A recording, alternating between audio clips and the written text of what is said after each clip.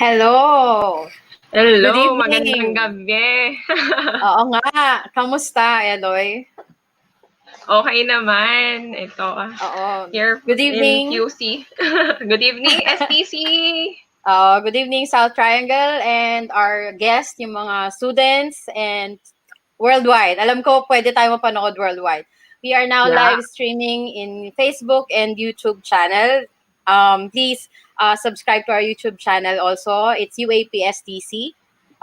Don't forget to click subscribe, okay? And then welcome to our Arktoberfest Week 2, episode Yes, week 24.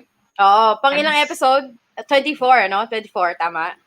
Yes, 24. Pang week 2 na natin. I'm your host for tonight, Press Bonds, and then my co-host will be Eloy. Yes. Hello. Ayun. Kamusta, Eloy? Did you watch our first episode Pilot. sa Yes. Arktoberfest? Yung pilot episode natin. Yes, Press. Sobrang na-inspire ako from Architect William T. from our pilot episode last week. Sobrang ang daming insights, no, about development in Manila. Ayan. So, sige. Konting, kayo, Press. Oo, na-challenge ako kasi next year we should be having a project to open parang pipili tayo ng yan. kinakabahan na nga ako doon eh. Kasi he would be watching it once na natin yon, ma-pursue natin yung project. He will be there, sabi niya. Yes. So, ayun. What's up for our week 2 pala? Yan. For our week 2 Bar Talk Friday tonight, our speaker will be discussing about biomimicry in the context of the built environment design. So, exciting to. Oo, exciting. Pero later na natin siya introduce. Let's greet first our audience. Sino ba ang nakikita mo sa audience tonight? Si Abby, si Tam. Hi, hello, Abby. Si Iha from Jordan. Ayan, si Jordan. Hello, good evening.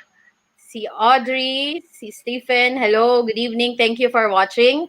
Tawag dito, yung Arktoberfest has more learning to come until the next week. Even tomorrow, we have also talk tomorrow around 10 a.m. umaga. So, if you're going to drink tonight, be sure to wake up early tomorrow. Meron pa tayong kasunod. Yan nga, totoo yun. Meron pa para bukas. So, exciting talaga to. Yeah. So much for that. Let me introduce our guest speaker para we could start kasi it would be a long night for sure kasi ang ganda ng topic niya. Okay. Yes, our speaker is the first Filipino architect, urban planner, professionally accredited by international organizations in green building and urban planning in US and Vietnam. He is also an accredited green professional in UAE and the Philippines. He has more 12 years of experience. Wow, 12 years in urban and master planning, green building, visual impact studies, landscape and urban design projects in the Philippines, all over Asia, South Korea, Saudi Arabia, Abu Dhabi, Australia, Africa, and US. Currently undergoing training in biomimicry 3.8. Currently, he serves as consultant for United Nations and City Government of Makati as urban planner and design expert. He also regularly served as resource person in Senate public hearing and currently the chapter president of Nova chapter. Ayun, let me introduce to you architect Louwie A. Gan. Hello, good evening sa lahat. Ayan, good evening, Architect Louwie. Ayan. Hello, Architect Louwie. Good evening. So, kamusta? Kamusta ka? Yes, okay naman ako at mamaya-maya pinaghahandaan ko na yung presentation and I'm excited, no? Na-present ko ano man yung mga na-experience ko in the past, yung mga natutunan sa audience na. By the way, di ba Louie, you had published yung video walkthrough ba yon or yung sa EDSA regarding EDSA, the concept on how you design EDSA. Can you discuss something about it? Yes. kasi ako mahilig talaga ako create ng visualization pag mayroon ako nakita sa built environment natin na parang problema. Ginagawa ko ng sketch to, minsan ginagawa ko ng 3D, then hindi ko na lang pinopost, pero yun nga, just a collection of some some possible solution. Pero yun nga, yung EDSA kasi, ito talaga yung pinaka-hot topic. Siguro, totoo yan. 2012 pa lang, naririnig ko na yung traffic congestion na yan, no? Even in the past. Kaya lang, syempre, dahil mas experience na tayo as designer, urban planner, nagiging malinaw sa atin kung yung nagiging problema.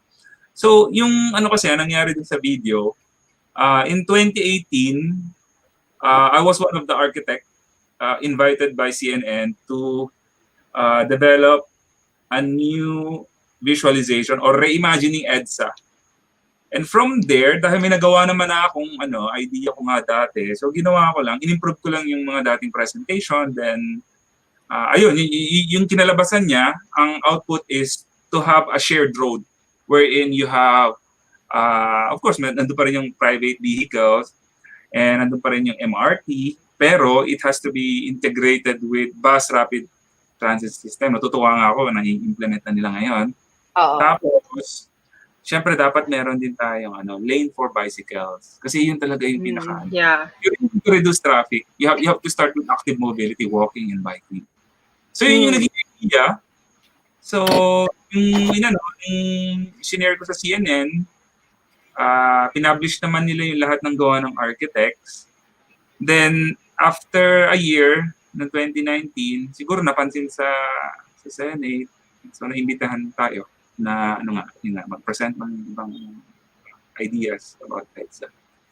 So hanggang doon, hindi ko alam kung yung ini-implement ba nila ngayon came from the concept or what. Pero yun yung naging inspiration ko is to create an EDSA wherein you have different mobility options rather than relying on public transportation. So maraming bashing, pero syempre normal yung as professionals. Pero yun, to be open sa mga suggestion, etc. Oo. Dapat daw walang naman yun, published na siya, so you can share that work naman in social media, no? Yes. If students needed some inspiration, 'di ba? You can share it to them. Oo. Sige. With the topic tonight, will you give us an idea kung ano yung summary muna tayo, like before you start your slides? Yes. Yung kasi yung biomimicry, it's an emerging discipline. Hindi pa talaga siya widespread known. Pero ang biomimicry kasi is if you have a problem, a challenge, usually what we have to do is to look for nature for answers. Hindi na natin kailangan kasi 'di ba? Iniisip natin new technologies, new ideas, pero sa nature kasi nag-evolve yung mga species natin 3.8 billion years. Imagine that, 3.8 billion years. So they have their own technology and they have solved many problems. Ngayon tayo, as humans, according to research, 200,000 years old pa lang ang tayo, yung species natin, Homo sapiens. Pero yung technology natin is not more than 200 years old. Yung pagpasok ng Industrial Revolution, pero ang laki ng impact, negative impact sa community natin. Of course, hindi naman natin pwede pigilan yung nangyayaring innovation na nangyayari, no? Pero marami tayong nakikitang problema, and isa sa solution na nakikita, if we want to solve these different challenges sustainably, we need to look in nature for inspiration. So later, mamaya ipapresent ko yung mga potential design concepts in solving traffic, perhaps in solving flooding, coming from nature, na pwede natin gayahin yun as inspiration to our designs. Sige. You may share your slide, no? If ever sa mga guests and audience, you may watch the slides, listen to Louwie, and then pag may questions na kayo, just comment down below. For YouTube, you can comment, may magbibigay naman sa amin so we can address it to Louwie. Ayun, watching from Albay. Hello. Wow. From Davao. Hello. Di ba, Louwie? Hello po. Habang tayo sa Davao, di ba? Ayan, si Tina. Hello, Tina. Idol. Okay, so let's give the screen. Ayan si Audrey, may heart pa. Wow, from Bohol. Ang dami mong fans, Louwie, So Oo nga, without Sir further Louie, ado, ah. ayan, ang aking husband, kampay agad, oh. So, without further ado, Louis, you may start to share your slide na. So, Yes. Okay. Thank you. Sige. Thank you, Architect Bon. So I have already shared my screen. I'm not sure if you're seeing. Nakikita na nila. Yes, Yeah. yes. Good. Yes. All right. Good evening, everyone. Maraming salamat. Yeah. So my topic is about biomimicry in the context of built environment design. So sinasabi kong in the context of built environment design because as architects, it is important that we frame whatever we will learn later in the realm of architecture and urban planning. Pero ang biomimicry kasi is, of course, is not only limited to design. It can also be applied in any discipline. Pwede yan sa law, pwede yan sa teaching, because nature also teach. Marami pang iba, industrial engineering, so on and so forth. Okay? So most of my presentation will focus on our urban challenges here in Metro Manila, and we will explore later how biomimicry would be able to address those challenges. So to give you an outline, of course, I'm going to share some nature as inspiration and example para mas maintindihan natin kung ano ba talaga yung ibig sabihin ng biomimicry. And of course, I think the most important part of this presentation is to understand the principles in nature. Okay, so merong prinsipyo ang natural environment natin, yung mga biological species, how they evolve, how they develop their technology, how they adapt to different contexts in order to survive harsh environmental challenges. So later I will try to give some of these principles. Medyo marami, pero I will focus on, I think, the most important principles in nature. And of course, I'm going to discuss also yung human design challenges na meron tayo, especially in our community in the Philippines, perhaps in Metro Manila. And later, gaya ng sabi ko rin, I'm going to share some natural processes, biological artifact that could serve as an inspiration to solve these challenges. Now, as an introduction about biomimicry, the word biomimicry means, bio means biology, then mimicry, ibig sabihin, mimic, you're trying to adapt, you're trying to copy, and you're trying to use the same technology found in nature. So kaya tinawag siyang biomimicry. But in a sense, ang meaning ng biomimicry is innovation inspired by nature. Mahalaga if we will going to practice biomimicry, we humans, Homo sapiens, we need to be humble. No?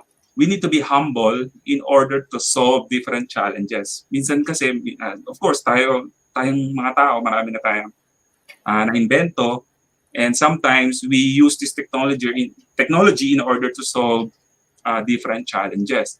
But in biomimicry, we do not do that. So we have to frame our mindset that if we need to solve challenges, we develop a question by asking nature. So in this example na pinapakita ko sa slides, so this is an actual case study where biomimicry was used. So the scientists, the researchers, one of their challenge is what is the most efficient layout for a solar farm. Ang nangyayari kasi, alam naman natin kapag solar panel, as much as possible, nakakapture niya yung solar energy coming from the sun. So dahil ang solar panel, pag pinagtabi-tabi mo na sila, so nagkakaroon niya ng shadow na hindi nagiging efficient yung energy absorption. So what they did is they look for actual biological artifact in nature to come up with a new idea on how to lay out their solar panel. And one of the solution they found is the pattern of sunflower. Ngayon, yung sunflower nito, what they did is they study the pattern of that Fermat spiral, and then ang ginawa nila, yung solar panel, minodel nila yung layout using this pattern. No? Ngayon, nung nilayout nila yon, ginawa nila ng model, they found out that this layout is more efficient in terms of absorbing energy from the sun. So this is just one of the one example on how you can use biomimicry or nature's design in solving human challenges. Another example is the birds of paradise flower. So itong bulaklak na to, ang nangyayari, literally nag-flip yung leaf kapag mayroong ibon na dumapo doon sa part na ito. No? So, one of the examples na ginawa ng scientists is they have a challenge wherein what artifact or what nature's artifact that responds to dynamic solar heat coming from the building facade. So they want to develop new design for building facade wherein that panel or that object will respond to solar heat. Ngayon, nakuha nila yung inspiration coming from the species birds of paradise flower, wherein they call this technology the flectofin, wherein ito yung this is a hingeless louver system that is capable of shifting its fin 90 degrees by inducing bending stresses in the spine caused by the changes in temperature. Okay? Pero not only that, yung inspiration kasi ng flower na to, aside from heat, it also responds to forces na nabanggit ko nga kanina, no? Yung kapag merong ibon na dumapo doon sa part ng flower na yon, nagre-react ngayon yung leaf. Pero nagre-react din to doon sa environmental context such as temperature. So with this, ito yung nakuha nilang ito yung example or case study wherein you can apply biomimicry in order to solve this challenge. Another example, I'm sure you are familiar with this, is yung problema sa ibang bansa, yung mga high-rise development kung saan maraming ibong namamatay kasi nagkakaroon ng bird collision. No? Sa atin, medyo wala tayong concern dito. Pero sa US, if I'm not mistaken, parang milyon ang namamatay sa isang taon dahil sa bird collision. Now, this is the challenge. How are they going to reduce bird collision on glass panels? Ngayon, so ang ginawa ng researcher, they look into nature and they found out that isa sa natural artifact na iniiwasan ng mga ibon is yung spider's web. No? Yung spider's web, wala talagang ibong bumabangga dyan. It's because the web of the spider has a coating of ultraviolet. So yung nalaman nila yon, what they did is they tried to use that principle and they adapt it on window glass panels. So kung makikita ninyo rito sa right side, yung sa bird's view, nakikita nila yung coating ng ultraviolet. Pero tayo, Homo sapiens, medyo limitado lang yung yung light na nakikita natin. So we cannot see infrared and ultraviolet. Pero ang ibon, kaya nila. So ito yung isa sa mga naging ito yung isa sa mga naging solution nila in order to reduce that bird collision. And this is one way of using biomimicry. Okay, for the last example, this is in Japan, no? This is the bullet train. So in Japan, one of their challenge for their mass transportation is that pag dumaan yung tren, maingay. So, yung problema nila is how are they going to reduce that sonic boom, yung sound friction caused by these trains kapag pumasok sila doon sa tunnel. And their inspiration to solve that challenge is they've looked into a kingfisher. Itong kingfisher, endemic to sa bansa natin. Maraming kingfisher dito sa Pilipinas. Of course, in urban area, medyo wala tayong makikita, pero sa natural areas, marami. Ngayon, yung kingfisher kasi, these are, isa ito sa species na pinaka-efficient in terms of diving. As in, walang bubble. na tumatalsik pag nag-dive sila. So this serves as one of the inspiration in developing this, in solving the challenge of sonic boom in Japan. Now, if we want to practice biomimicry, o sabi na lang natin, we want to use nature as an inspiration in solving challenges, human design challenges, for example. These are just some of the principles that you can adopt for us to be more sustainable in nature's perspective.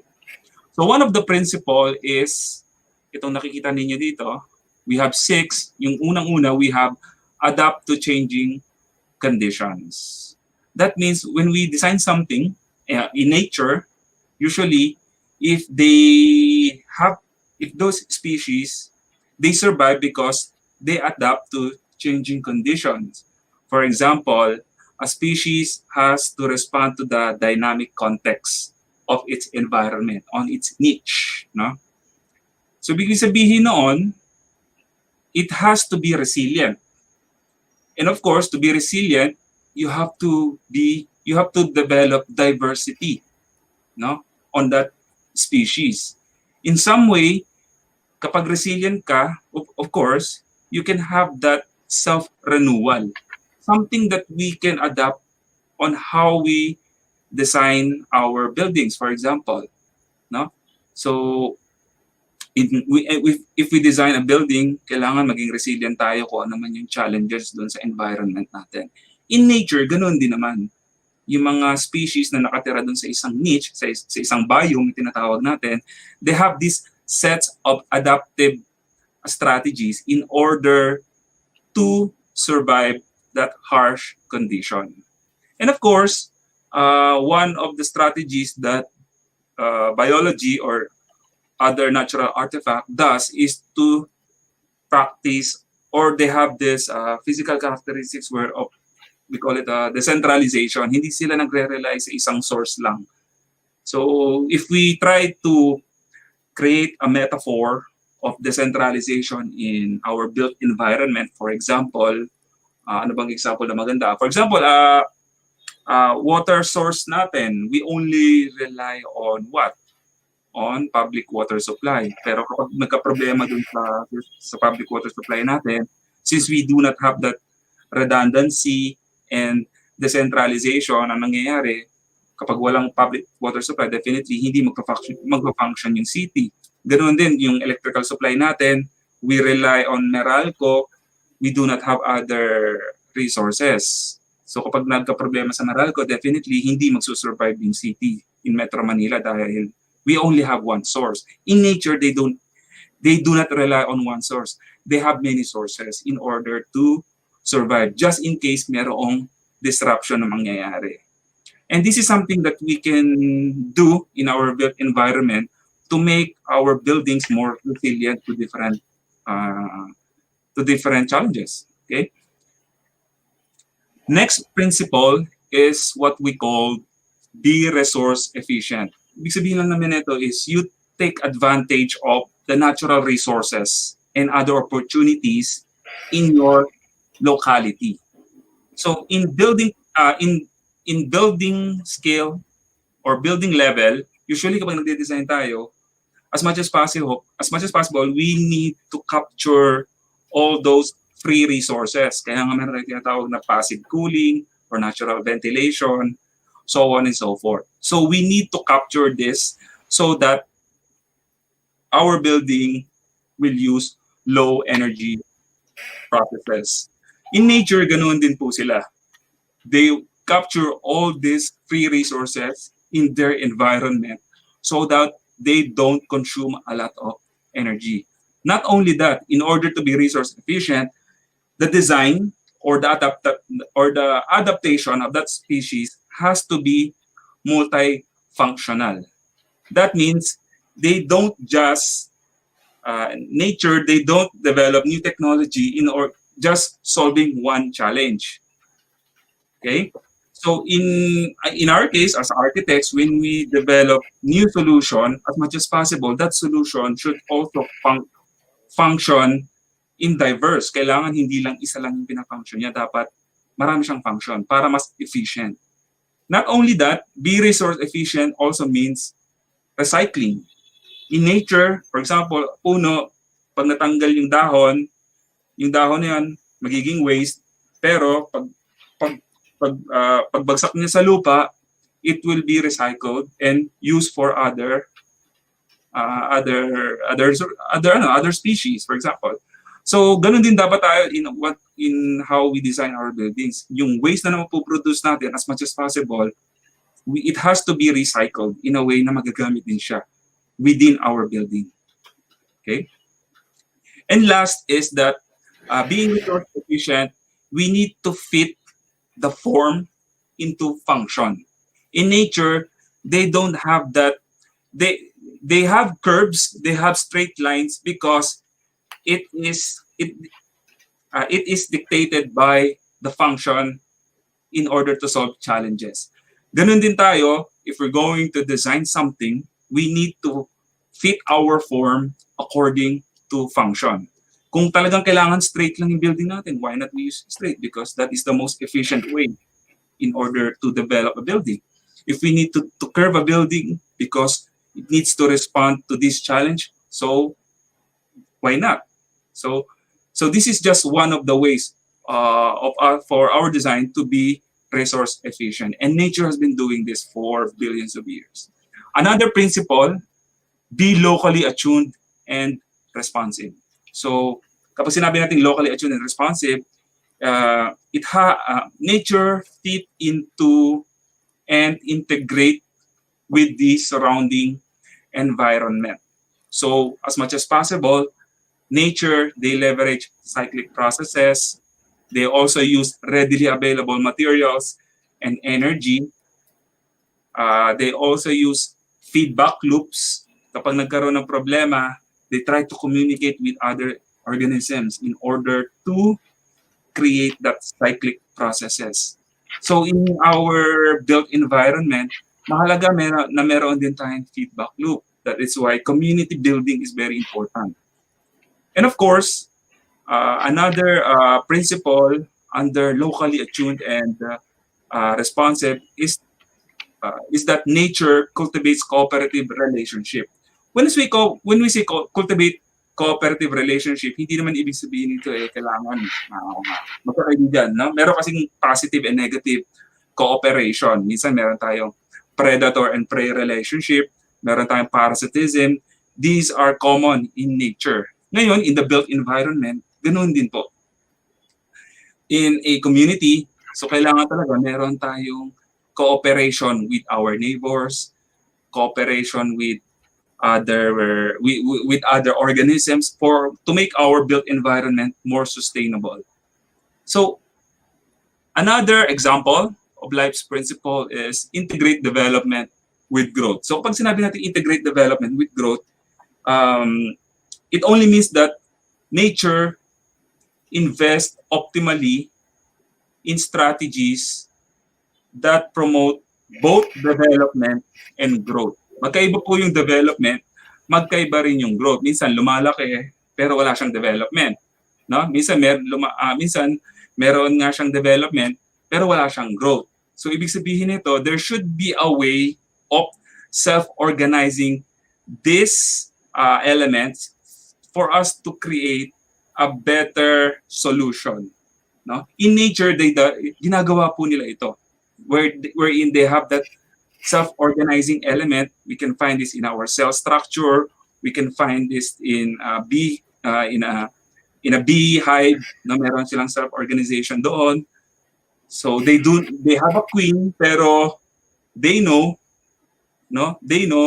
what their function is, kahit na ano lang sila, worker bees or worker ants, etc. So they have that self-organization. It's a form of parang government na din.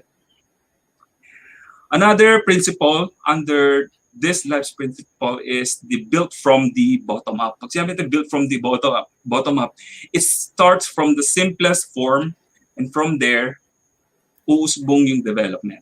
So they don't start from they don't start from big without considering the smallest structure. no? So tayo as humans, we can say we are built from bottom up because we are composed of different cells. And from that cell, nag-develop tayo ng different system in our body. And from that system, nagkaroon na tayo ng Homo sapiens.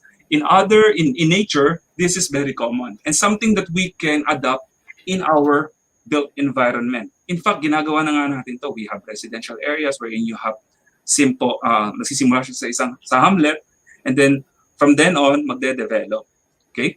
So another example of integrated development is to combine modular and nested components.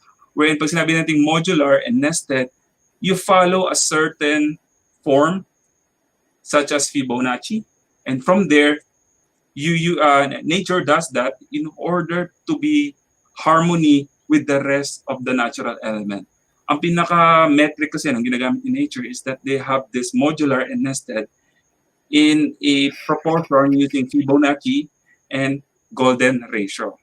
And another life's principle that I really, this is my favorite, it's the use life-friendly chemistry. Pag sinabi use life-friendly chemistry, nature doesn't use harmful chemicals. They only use chemicals, yung mga primary element. No, alam natin yung oxygen, what else? Carbon, iron. So these are ito yung mga element, a small subset of elements na madaling mag-breakdown. Kapag iniwan mo lang siya, it doesn't create any toxic in the environment. And last is the evolve to survive. Ibig sabihin nun, if you want to survive, of course, you need to change.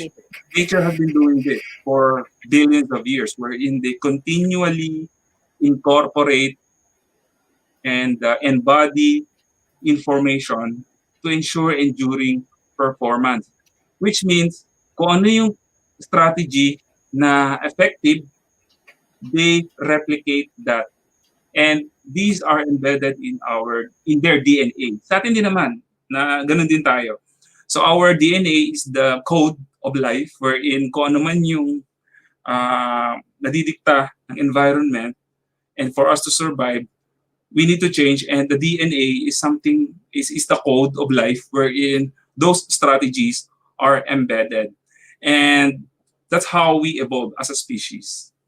And these are just some of the principles that that nature does. Marami pa po, actually 16 yan, pero 6 lang yung kinonsider natin.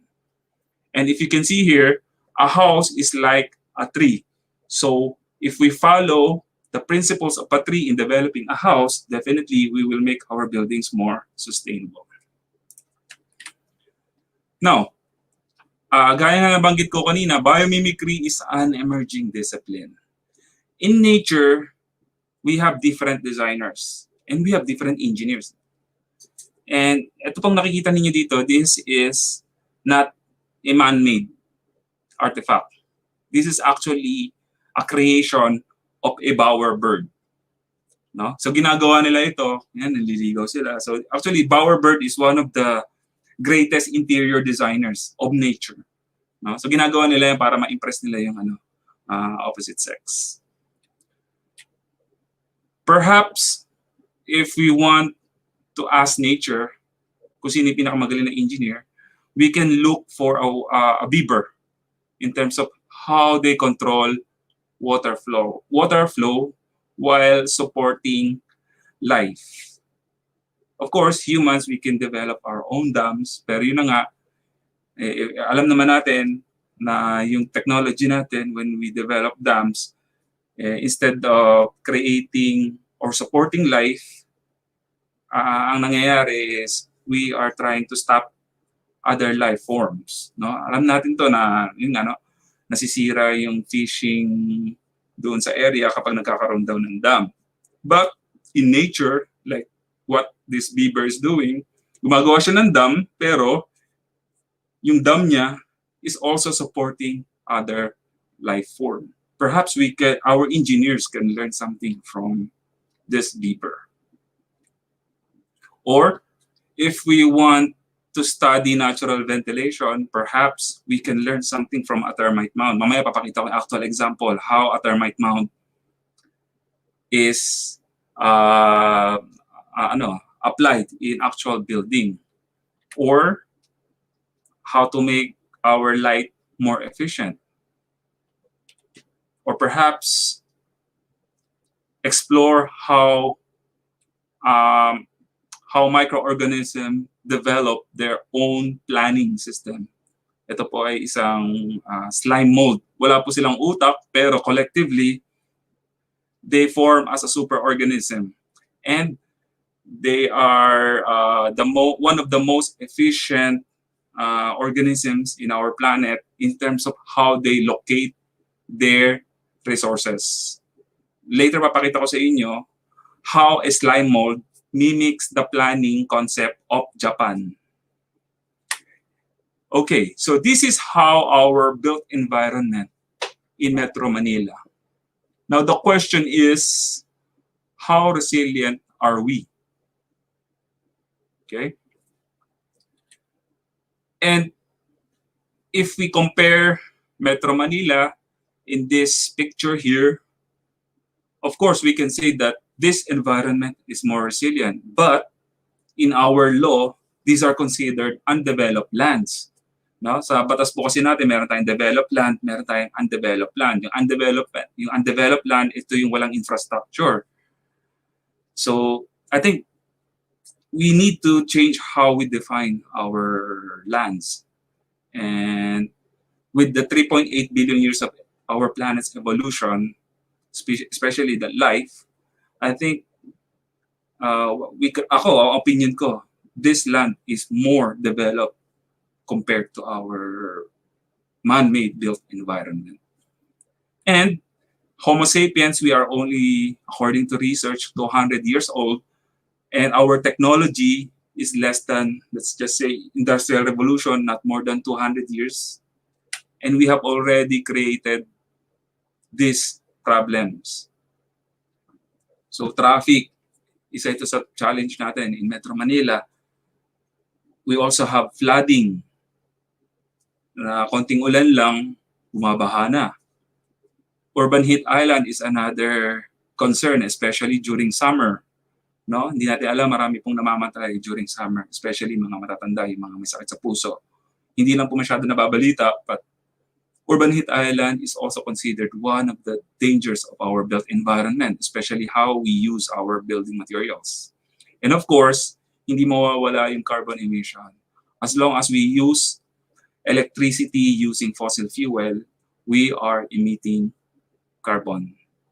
Akala natin, yung carbon, yung pollution na gagaling sa sasakyan, hindi po. Mas malakas yung emission ng building compared sa sasakyan. And every year, lumalakas yung bagyo natin. So, what can we learn from nature in order to be more resilient? And there are other challenges in our built environment. Isa sa hindi natin nako-consider is yung light pollution. Light pollution, hindi siya nagkakos ng masyadong environmental degradation. But the problem is, light pollution, we are actually not allowing other species to thrive in the built environment that we have right now if we have light pollution. And there are many nocturnal species. Alam natin, pag sinabing nocturnal, gabi lang sila gising. They do not thrive in this community kapag malakas po yung light pollution.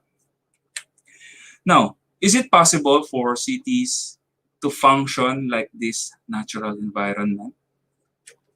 Gaya nga po na nabanggit ko kanina, we have this definition in our law, wherein if we have man-made infrastructure, we call them developed area, whereas those areas that are considered green, untouched, these are considered undeveloped, waiting to be developed. Something that I think very dangerous if we use this terminology. And this is included in our law. And Earth is approximately 4.5 billion years old. And according to studies, life on Earth evolved just 3.8 billion years. And life, they evolved and they have successfully developed these time-tested strategies in order to survive. We humans, we are just merely 200,000 years old. So who are we as a species to tell that our man-made environment is much more developed compared to an ancient knowledge from nature? All right, going back to these challenges, imagine if we can adapt these principles. So most likely we can solve these different challenges. No? Traffic, perhaps you can look how a leaf can solve those congestion by way of interconnected streets or interconnected routes or veins. Or perhaps if you want to survive flooding, we can look into a water lily or a fire ant in terms of how they survive this flooding. Urban heat island, we have the desert snail. No? They use white color in order to survive that harsh environment. Or perhaps trees in high temperature areas, they have developed a strategy in how to filter sunlight so that yung sunlight na tatama sa ground, hindi na siya ganun kainit. Or a wetland that absorbs carbon emission. No? In nature, sa nature kasi, they have already absorbed all the carbon. Pero tayo, humans, we are releasing them back to the atmosphere. So there is a paradox how we develop our technology and if we compare it to nature. Or perhaps in terms of urbanization, we can learn something from a slime mold in terms of developing that interconnection. In short, if all of our challenges can be solved by looking at this image, if we only know how to ask the right question and how to observe, of course. And all of the strategies, they are all in this image. Now, I'm going to focus my discussion on our built environment, especially here in the Philippines. So if we explore some of the urban problem, we have traffic congestion. Alam natin to. Recently lang, of course, medyo hindi na nakalimutan natin yung traffic congestion because of the pandemic dahil wala masyadong lumalabas.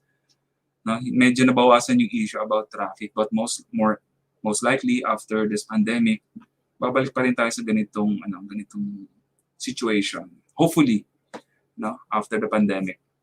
But sana masolve na natin yung traffic. Pero let me give you a little background kung bakit ba nagkaroon ng traffic in Metro Manila as a case study.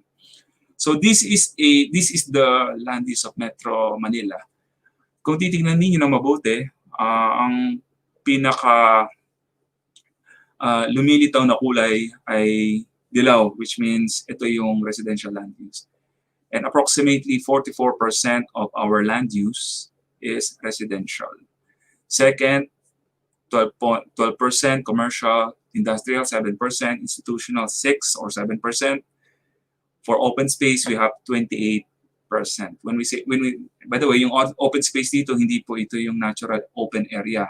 Open space can be considered parks that are paved with concrete. These are open spaces that are not built or they don't have any buildings. Okay, so medyo questionable kung ano ibig sabihin ng open space. Now, if you consider the population of Metro Manila in 2015, we are approximately 12.8 million. Pero kung di ako nagkakamali, ngayon more than more than 13 million. And informal settlements, we have approximately 500,000. And out of that 13 million or 12 million population in Metro Manila, we only have 2.5 million registered cars. So ibig sabihin, more than 80% ng Pilipino na naninirahan sa Metro Manila, wala po silang sasakyan. No? Pero, imagine the traffic. Okay? Ibig sabihin, only less than 20% of our population in Metro Manila owns a car. But we are already experiencing traffic congestion. Okay? Pero ang tanong, bakit po nagkakaroon ng congestion? So here's a theoretical map of EDSA. Of course, if we want to solve the problem in EDSA, we should not focus on EDSA. There are many factors, but for this presentation, I'm just using EDSA as a case study because unang-una, dito kasi tayo nakatuon lagi. Ito yung parang nagiging baseline natin sa Metro Manila. Kapag wala ng traffic sa EDSA, definitely wala ng traffic sa buong Metro Manila. But let me give you a reason kung bakit ba nagkakaroon ng traffic sa EDSA. Now, if you are living in North and if you want to go to South, okay, so the only option for you is to use EDSA. And on the left image, itong nakapula, these are the central business districts. Ibig sabihin, ito yung mga lugar kung saan majority ng residential area na nakikita niyo sa Metro Manila, pupunta sila dito sa lugar na to. We have Quezon City Business District, we have Cubao, we have Manila, of course, Ortigas, BGC, Makati, at sa South, yung Alabang Town Center. Of course, kung galing ka ng North, obviously, pupunta ka ng South. Okay? Kapag rush hour, in the morning, ito yung makikita natin sa EDSA. Ngayon, pag uwian na yan, baliktad naman yung flow ng tao. Punta naman sila ng North. No? Sorry sa mga nasa South, hindi ko na-consider, but kasi taga-North ako, kaya ito yung nagiging simulation na pinapakita ko rito. Pero to give you more proof, ito yung nangyayari. During morning rush hour, nandito yung traffic. Itong sa portion na to, going south. Pero kapag uwian na, nandito naman yung traffic, nasa kabilang side yung maluwag. Yung sa morning rush hour, yung kabila yung northbound yung maluwag. So pag after work, yung pa-southbound naman yung maluwag, yung pa-northbound naman yung masikip. So this is a proof that we have a problem in terms of how we distribute our land use. And of course, nangyayari to after office hours. Ang nangyayari po kasi dyan, all of the cities only use EDSA to go to their destination. Wala na pong ibang daan. Of course, meron tayong C5, meron din tayong Rojas Boulevard, pero considering yung distance nila, medyo malayo. So people will just use EDSA in order to go from point A to point B. So now the question is, how would biomimicry solve traffic congestion? Or to be more specific, how would nature avoid congestion? As the first example, actually nung first time kong pinakita to live last year, maraming natawa kasi paano nga naman yung daliri makakapag-solve ng traffic congestion. But what I'm referring here are the vessels. Okay? Yung vessels kasi natin, they avoid congestion because they have many interconnections. They have many interconnectivity.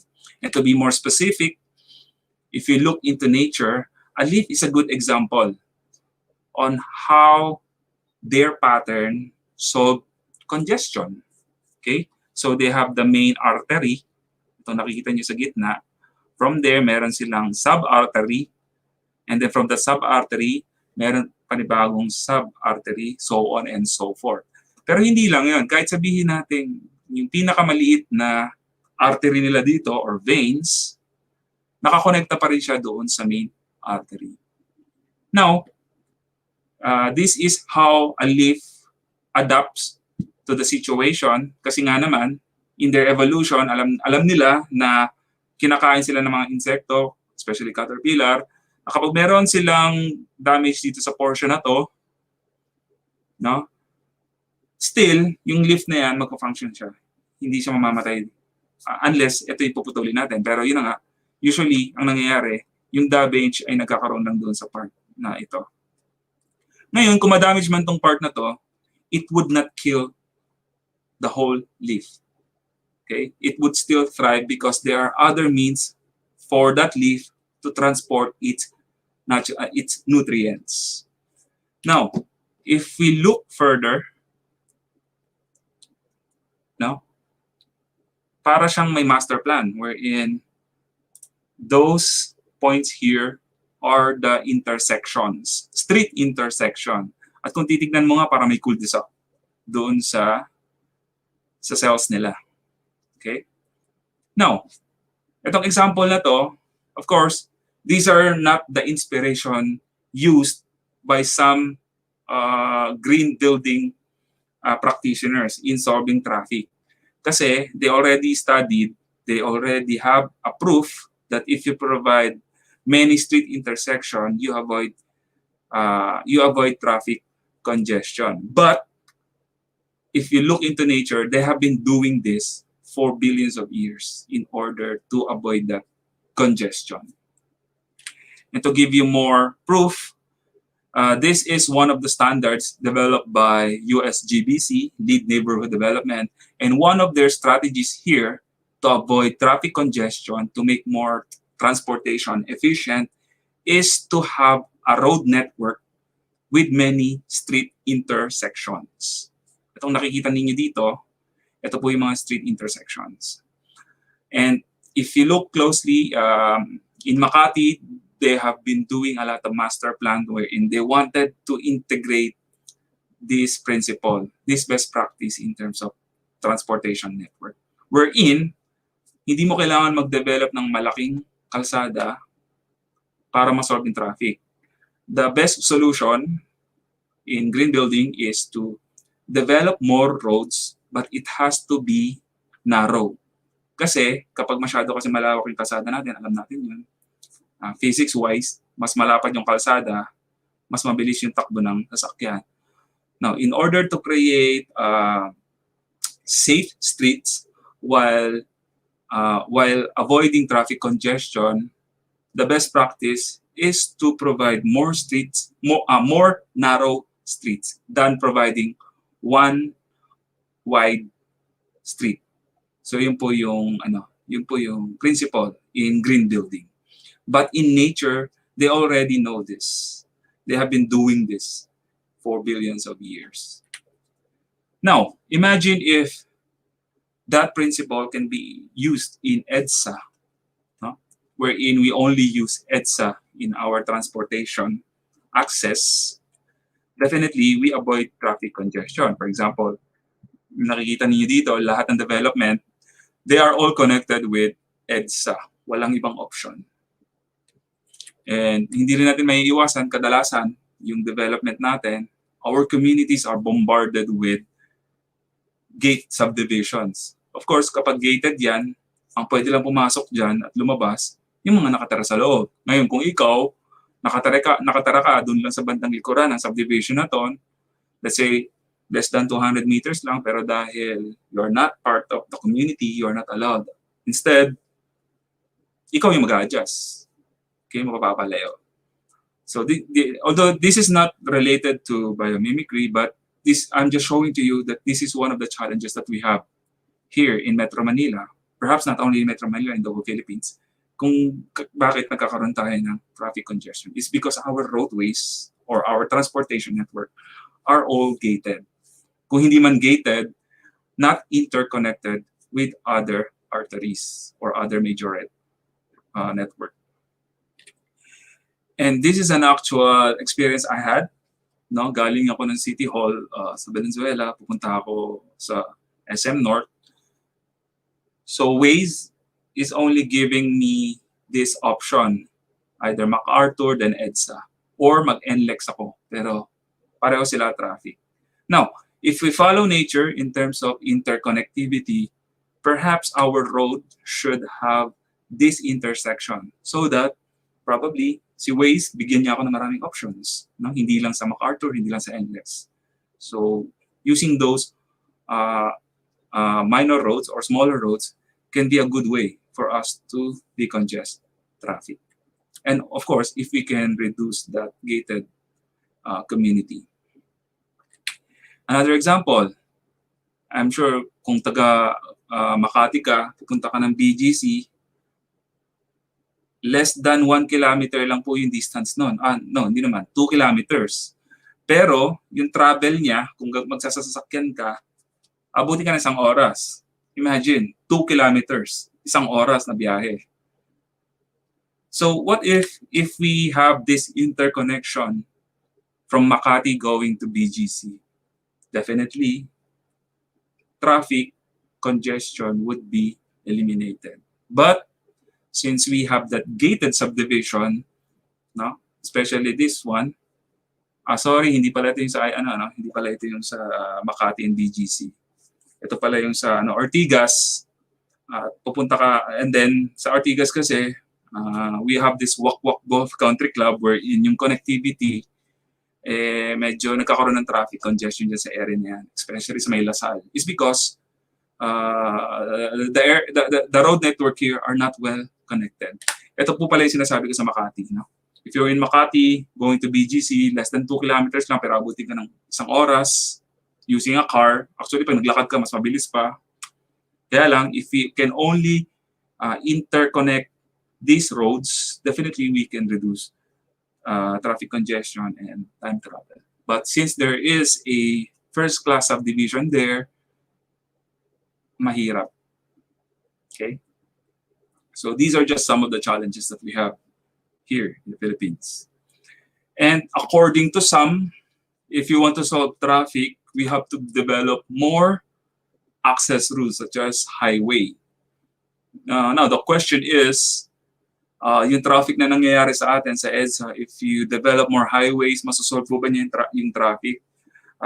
Definitely, the answer is yes, masosolve yung traffic. But the paradox here is that if you develop more highways, you are also encouraging more people to buy cars, which after 5 or 10 years, pwedeng magka-traffic ulit.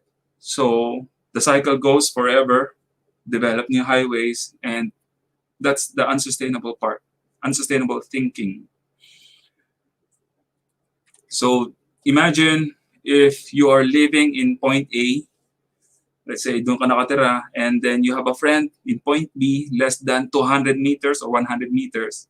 In 5 minutes, by just walking, ma-access mo na siya.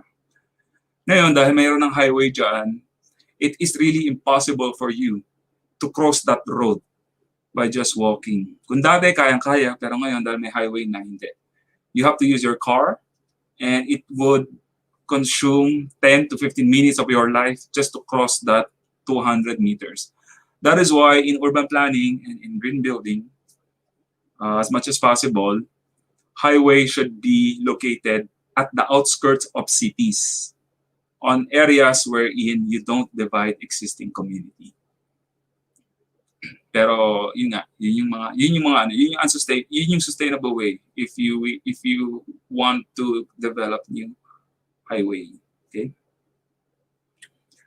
And in other countries, since they know that highway development is not sustainable, in South Korea, meron silang highway doon. Literally, tinanggal nila yun.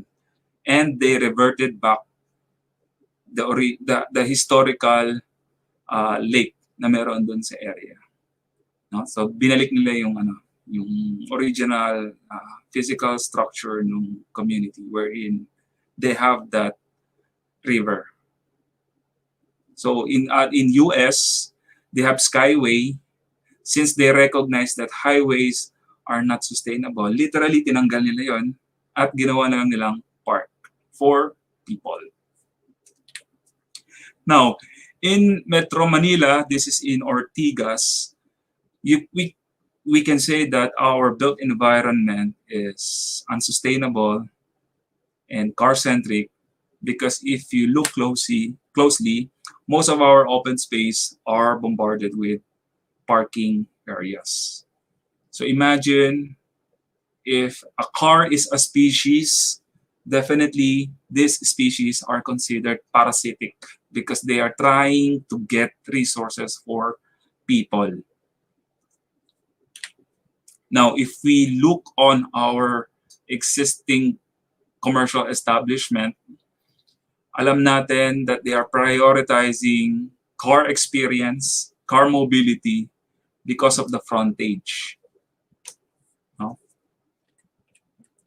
Now, imagine if you are from point A to point B and pupunta ka, kung galing ka ng point B or sa point C ka galing, pupunta ka ng point A, and of course, maglalakad ka lang, imagine the experience of walking through these roads. It's really uncomfortable kasi unang-una, you feel bored walking on the sidewalk because you are disconnected with life, or you're disconnected with the buildings.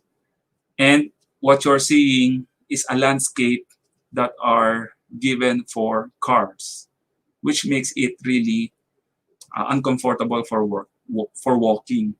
Perhaps hindi ka talaga it's really discouraging to walk because of the landscape. So in the Philippines, ganun din naman tayo.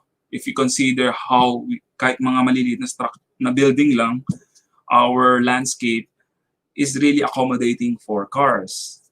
So hindi lang, of course, yung iba, this is commercial establishment, that's normal. Pero if you look in residential development, ganun din naman. Most of our facades are accommodating for cars. So this is the challenge. So how are we going to make our built environment more walkable if almost all our buildings and the facade is designed to accommodate cars? Perhaps if you want to make our built environment more walkable, we try to make the sidewalk more engaging to the pedestrian. For example, in other countries, they put the parking lot at the back and then yung building nasa harap para yung mga pedestrian na naglalakad sa sidewalk, they are engaged and they feel connected with life happening on the building. So perhaps in this example, pwedeng mangyari, ilapit natin ng konti. Itong building na to, by the way, wala na to. Giniba na yan. I think landers na siya ngayon. Pero imagine if that building is directly connected with the sidewalk and then you provide trees, I think walking experience is more comfortable, no? Mas engaging yung sidewalk kaysa yung nasa harap mo car parking agad. So this is Pure Gold in saan ba to? Sa Malanday, sa Valenzuela. So imagine if that building is engaged with the sidewalk, connected with trees. I think walking is more fun, no? Mas engaging sa pedestrian. And you put the parking at the back. And if you want to reduce traffic speed, we provide vertical elements such as trees in order to create an illusion of narrow street. Okay? Yeah, in urban planning kasi, according to some studies, traffic signs such as yung maximum speed limit, they're not really working, especially if the street is designed for this speed, no? So one way is to create an illusion to make the road have different building materials para yung illusion mas magmukha siyang narrow, or provide street trees para yung tingin ng driver dun sa kalsada mas narrow kasi nga meron dahil dun sa vertical element na yun katulad ng street trees. So it makes it creates an illusion of a narrow street kaya mas mabagal yung takbo ng mga sasakyan. Of course, we cannot blame the people, blame the architects if our built community is bombarded with cars. Kasi unang-una, sa batas pa lang natin, we are forced to provide minimums. In other areas, instead of providing minimum, they have maximum. Perhaps yung iba wala na talaga. Hindi na nila nire-require. Of course, those countries, they can do that because they have sufficient mass transportation system.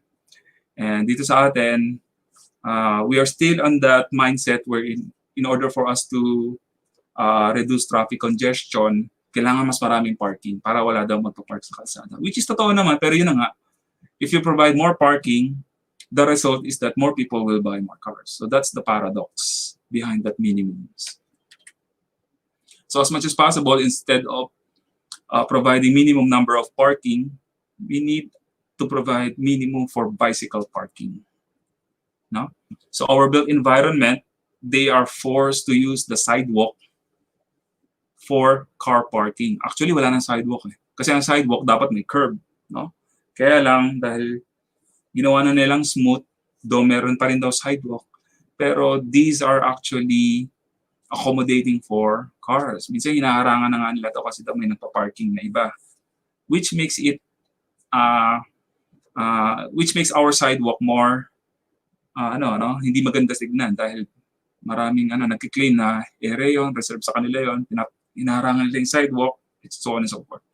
And if you have sidewalk naman, definitely they are not comfortable, no? Yung experience hindi maganda, and kung meron mang sidewalk din, may nakaparada, so on. And we are obsessed with providing the pedestrian to use overpass. Okay? So ang ang dilemma, of course, akala ng sasakyan or the drivers that the king of the road are the cars. So pedestrian ka lang, ikaw ang mag-adjust. I think that mindset is wrong. No? In the Philippines, we are still on that condition. Now, if we have we have overpass, meron pa rin tayong pedestrian on the ground. Of course, if you have pedestrian on the ground, mas pipiliin ng tao yun. Kasi mas mahirap pa rin talaga yung umakyat. And we are obsessed with providing this infrastructure because for the safety daw ng tao.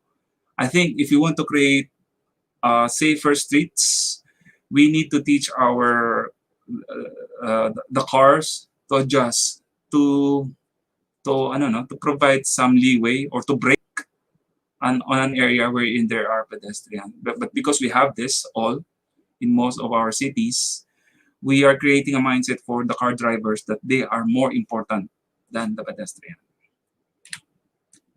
And if we have overpass, ito naman yung nangyayari. So imagine you are provided with an overpass for your safety, but you have this dilemma here.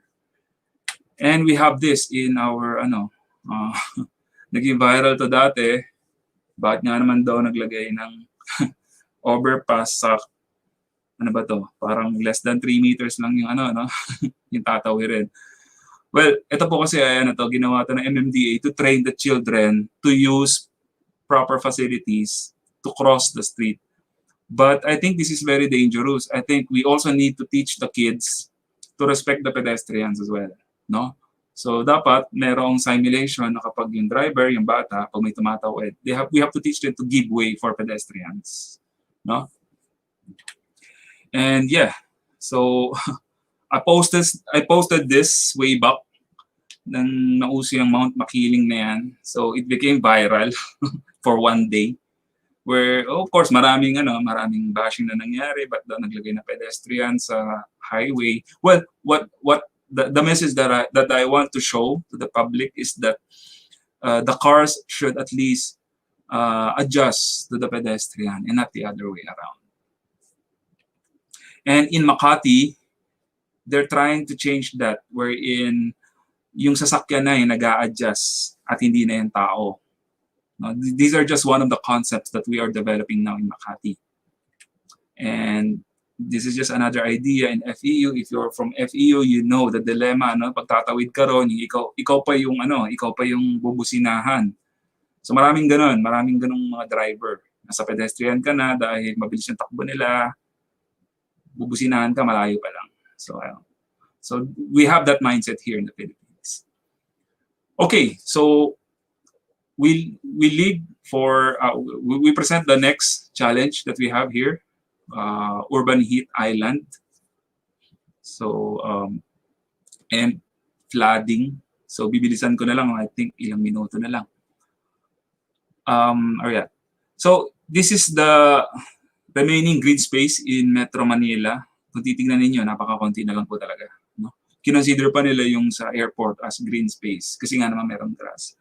But imagine the conversion that had happened over the past hundreds of years. Alam naman natin Metro Manila, Metro Manila is a forest area according to history. And in Manila, marami daw talagang ano ron, a mangrove. Kaya nga Maynila, nilad tree, no? So imagine the conversion that had happened over the past few decades. And also imagine if we can, if we have our built environment functioning like a forest. Of course, we know that a forest, they absorb water. They also take away heat so that we reduce that flooding and we reduce that heat island. And if we can have our built community to look like this, why not, right? We could make our cities more sustainable. But then again, green roof is a little controversial because according to studies, wala pa yatang building na tumagal ng more than 20 years na mayroong green roof. So we'll have to wait for a few years to conclude if green roofs are really efficient in terms of solving these challenges. And if we look on the built environment, we have this configuration here where in nature, there's the trees, they have the same height, and our buildings, they do not conform with each other. If the trees are following the same proportion, so why should our building follow the same? No, kaya lang nangyayari because we do not have that regulation, nagkakanya-kanya. Gusto ko mas mataas yung akin, mas mataas yung sa iyo. So instead of adapting or sharing resources such as sunlight or natural ventilation, so each of our buildings, they are competing. In nature, they don't do that. Usually in nature, they still compete for resources, but they share at the same time. This is a typical view in Central Business District. This is an urban canopy. Later, papakita ko naman kung ano yung canopy na makikita natin sa nature. And if we look on existing community for trees, ito yung pattern na sinusunod nila. Perhaps we can follow the same pattern in how we allocate floor area ratio for different zones so that we have that sharing of sunlight exposure and sharing of natural ventilation, which the trees are doing. And this is the view of a tree canopy. So para silang nag-usap-usap, no, meron silang space na binibigay sa bawat isa in order to have that sunlight and natural ventilation. And if you go to UP, no, though UP is considered an urban area, pero yun na nga, no, the thing is, the trees provide comfort for the pedestrian. And in biomimicry, these tree shadows, may kumpanyang gumaya nito, no? So ang ginawa nila, they try to copy the same shadow, they call this shadow area, I forgot the exact term, factor, something like that. They tried to come up with a solution wherein they have an artifact on the roof part, and then it creates a shadow effect that mimics the shadow coming from the forest. So hindi mainit, may sunlight, pero filtered yung ultraviolet at filtered din yung init. So this is just one way for us to adapt to biomimicry. So not literally gagkokopyahin natin yung form ng leaf, but instead you try to copy the function.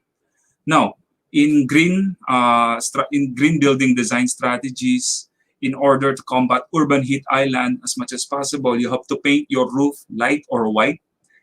No? Pero in nature, they are already doing this. This is a desert snail.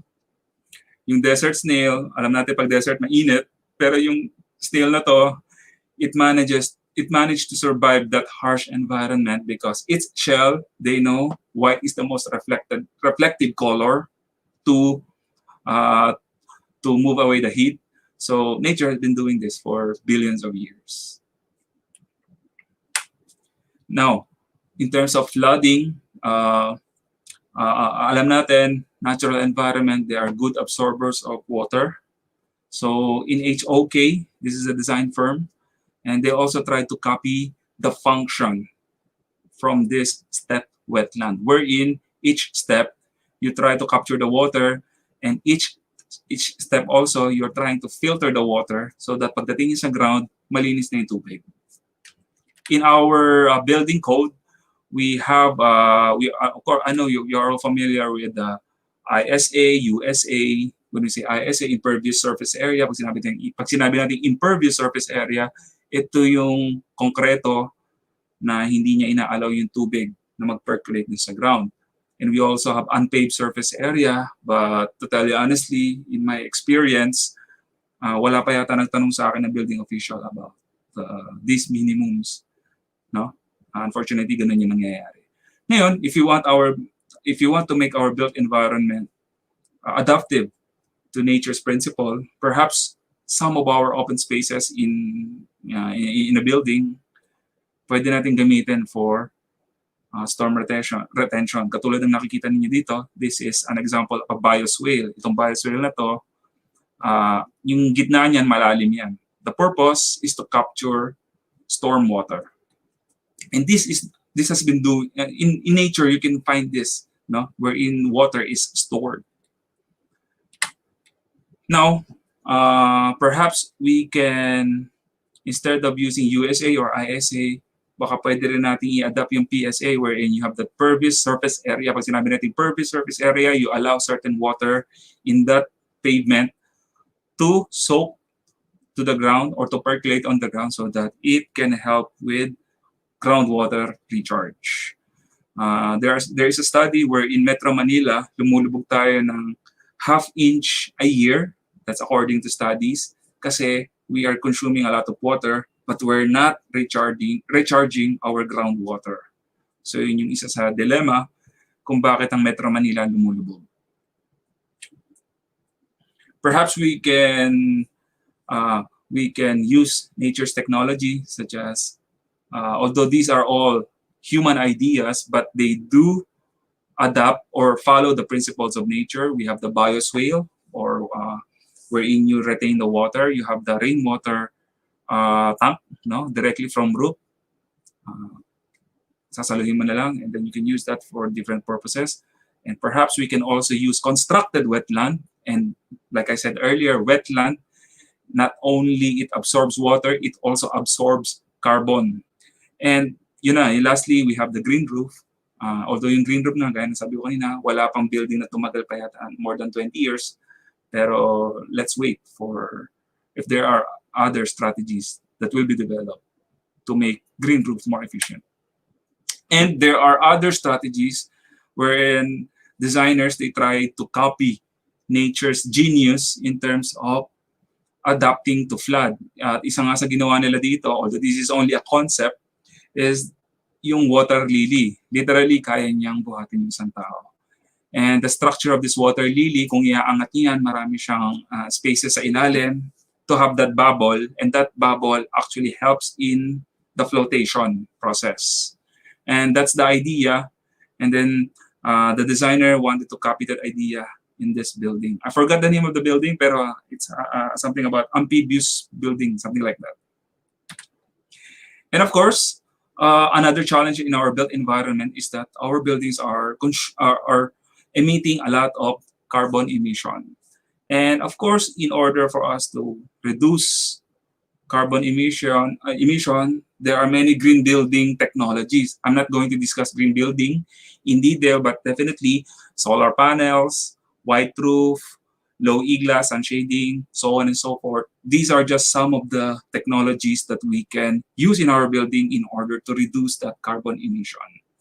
And like I said earlier, one of nature's principle is to use natural resources. And these are just some of the examples to make our building more responsive to the context, and it captures the natural resources to make the building more efficient. And our building, like other species, they need to respond to the to the context of the site. And the way we design our building has to follow the same principle of responding to the context of the building, especially the sun and the natural ventilation. And another green biomimicry application in building, this is the Eastgate Center in Zimbabwe. Like I said earlier, a termite mound is one of the best examples of natural ventilation found in nature. And the architect and engineer of this building, they literally copied the principle of termite mound. No? So this is one of the best examples of biomimicry. And in this building, they do not use air conditioning system. So that's the magic of biomimicry. If we know how to apply the concept. And of course, there are many human technology that we are doing right now wherein meron tayong mga pintura na nag-absorb ng pollutants, but our natural built environment, they are all good source of carbon absorption, such as this wetland. And nabanggit ko rin kanina, so all the millions of years ago, of course, those organic elements, they are now converted into coal. Now, nature does that in order to make our temperature more adaptive to the new organisms that are thriving the planet. But unfortunately, tayo, humans, we are extracting this energy back to the atmosphere in carbon emission. Yeah, that's why it exacerbates the effect of climate change, and it increases our risk of having more global warming. So in nature, actually coral is one of the best examples of how they absorb carbon. Hindi ko lang nalagay yung slides, pero yun nga, no? Coral is one of the best examples on how they absorb carbon, and they use this carbon in order to develop this exoskeleton.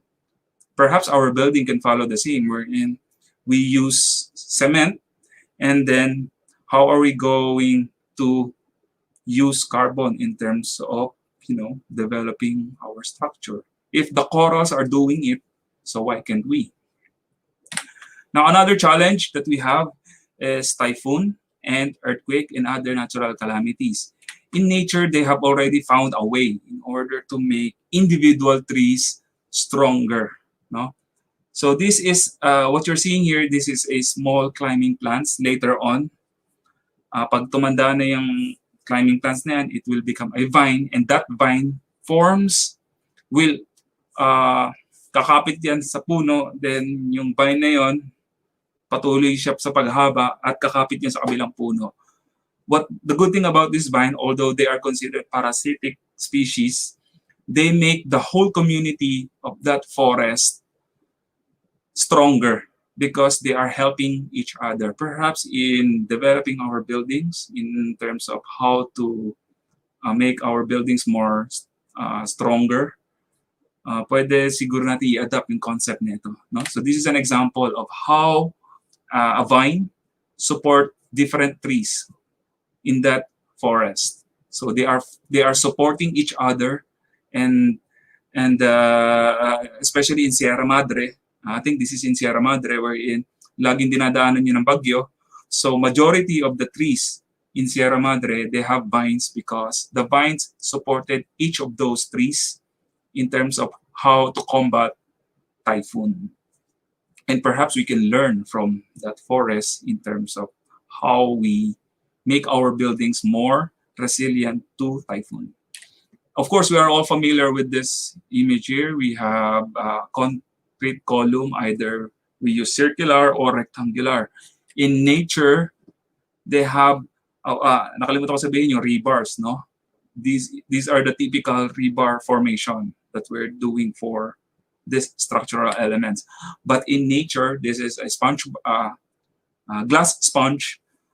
They have different patterns in terms of how they make their structure more stronger. So they have this exoskeleton, and their exoskeleton has a pattern.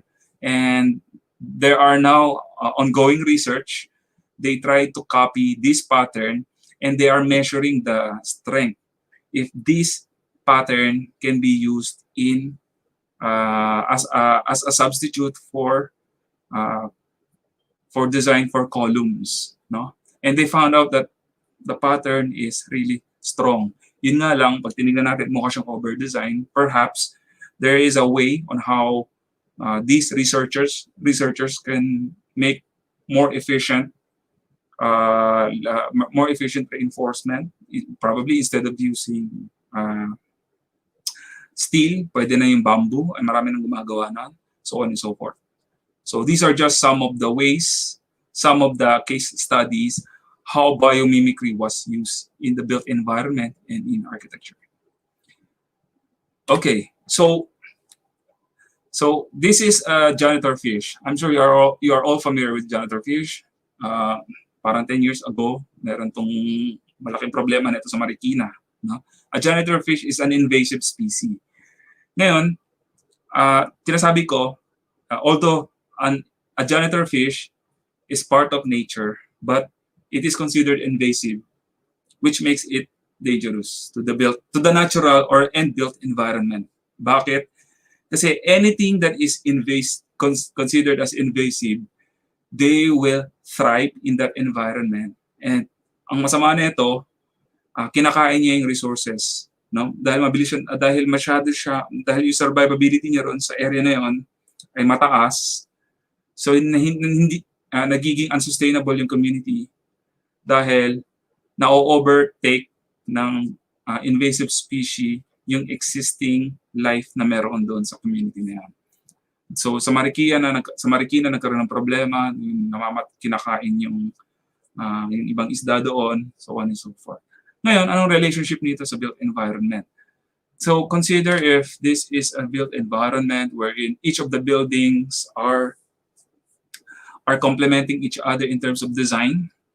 Perhaps if we do not have a guidelines wherein we allow designers to just design whatever he wants, so most likely maraming pwedeng gumaya. So ang nangyayari kasi dito, kapag inalaw natin yung mga, if we do not have an urban design guidelines in our community, definitely some of the designs could be considered as invasive, which later on inspire others to create new forms, new shapes that are not really representative of the community. So nawawala yung pagiging, I'm talking about globalization, wherein we are losing the character of our buildings. If this is Filipino architecture, if you have this architecture, this represents architecture for that community. So nawawala na yan because of globalization. So that's one of the challenges that we have here in our profession as architects. So as much as possible, we have to retain our identity as a community. Okay, so another example of biomimicry that has been used as a case study for city development is slime mold. Ngayon, yung nakikita nyo sa lower right-hand corner, ito, this is actually a city plan. Now, each of those dots represent a city. Okay? So, ang ginawa ng scientists, they want to assess if a slime mold can efficiently create a network. So, ang ginawa nila, nilagay nila yung slime mold sa gitna na to, and then it allows, organically, it has those interconnection. So, it's very mysterious, pero according to their study, the network that has provided by the slime mold simulates the network found in actual city of Tokyo. So that means that a slime mold can efficiently provide a plan that is efficient to its hive. And if we also use nature in terms of city development, I'm sure you are all familiar with concentric zone theory. It has the same principle if we consider a cell, where in a cell you have the nucleus, and from that nucleus you have different layers of boundaries depende doon sa doon sa function ng cell na yan. And if we try to create a metaphor, so if each of those cell represents a central business districts, and that cell later on will divide into two, and then so on and so forth, magde-develop siya. It's the same metaphor that you can find in the built environment, wherein we have first Manila, then from Manila we have Makati, so on and so forth, nagkaroon na ngayon ng iba't ibang CBDs. Now, another concept that has been, that you can find in biomimicry is the concept of access sheds, wherein these arrow represent the mobility of nutrients that you can find in a cell. But in real world scenario, this can also serve as a metaphor for walkability in the built environment. Yung nakikita ninyo dito, we have a 200-meter radius, wherein that 200-meter radius is equivalent to 2 to 3 minute walk. And usually, ginagamit tong metrics na to in urban planning if you're going to design or plan a community for children and for senior people, because this is itong distance na to, ito yung pinaka-efficient distance para sa kanila that they feel comfortable walking at.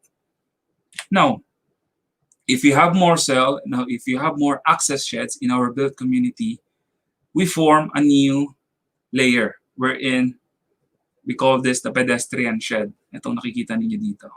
So at that center, we have the community center, and the radius is 400 meters, which is approximately 5-meter walking radius. And these 4 access sheds here corresponds to the cell na pinakita ko kanina, which is, of course, metaphorically can be compared to this cell here. And as the community grows, as much as possible, we develop that network wherein it is guided by those pedestrian sheds na binanggit ko kanina, yung 2 to 3 minutes at saka yung 5 to 6 minute walk distance. And in real world scenario, ginagamit ito sa urban planning, wherein if you want to connect one city to another city, or perhaps one community to another community, in our situation, pwedeng one barangay to another barangay, we use pedestrian sheds or bicycle sheds.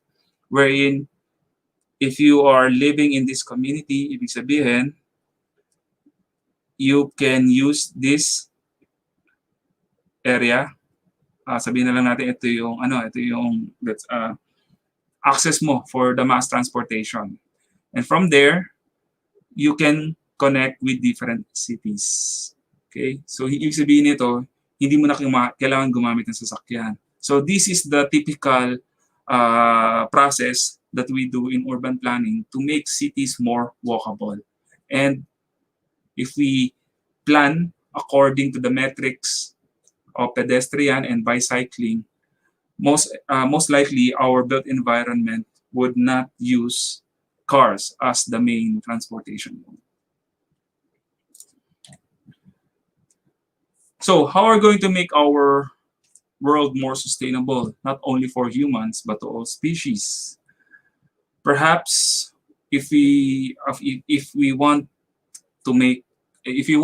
our challenge is to capture water, we can look at the Nami beetle. No? Katulad na nakita niyo rito. This is itong beetle na to, they live in desert.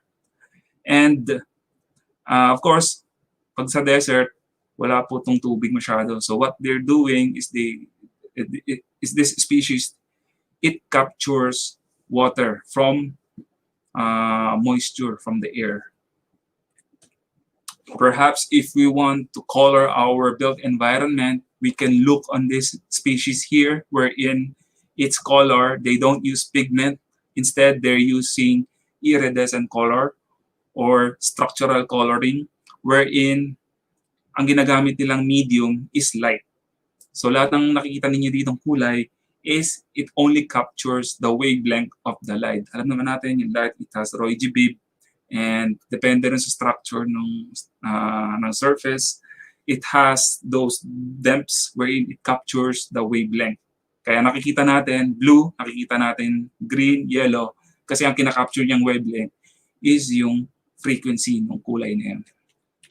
Or if you want to learn how to farm, we can look on this ants, how they survive because they have this as their process or way of living. Ito yung binanggit ko kanina na yung wherein if you want to make our cement more sustainable, perhaps we can look into how corals are using carbon in terms of building its exoskeleton. Or if you want to repel water, if you want our building surfaces naturally clean itself, we can use this species here. This is a lotus plant wherein yung surface niya, it repels water and it is self-cleaning. Or perhaps we can look into nature in terms of how they support each other. In real world, in biomimicry, they're studying ants in terms of swarm technology, no?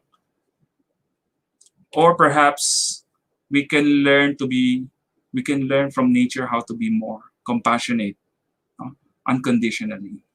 So these are just some of the learnings that we can learn from nature. And there are approximately 30 million biological strategies out there.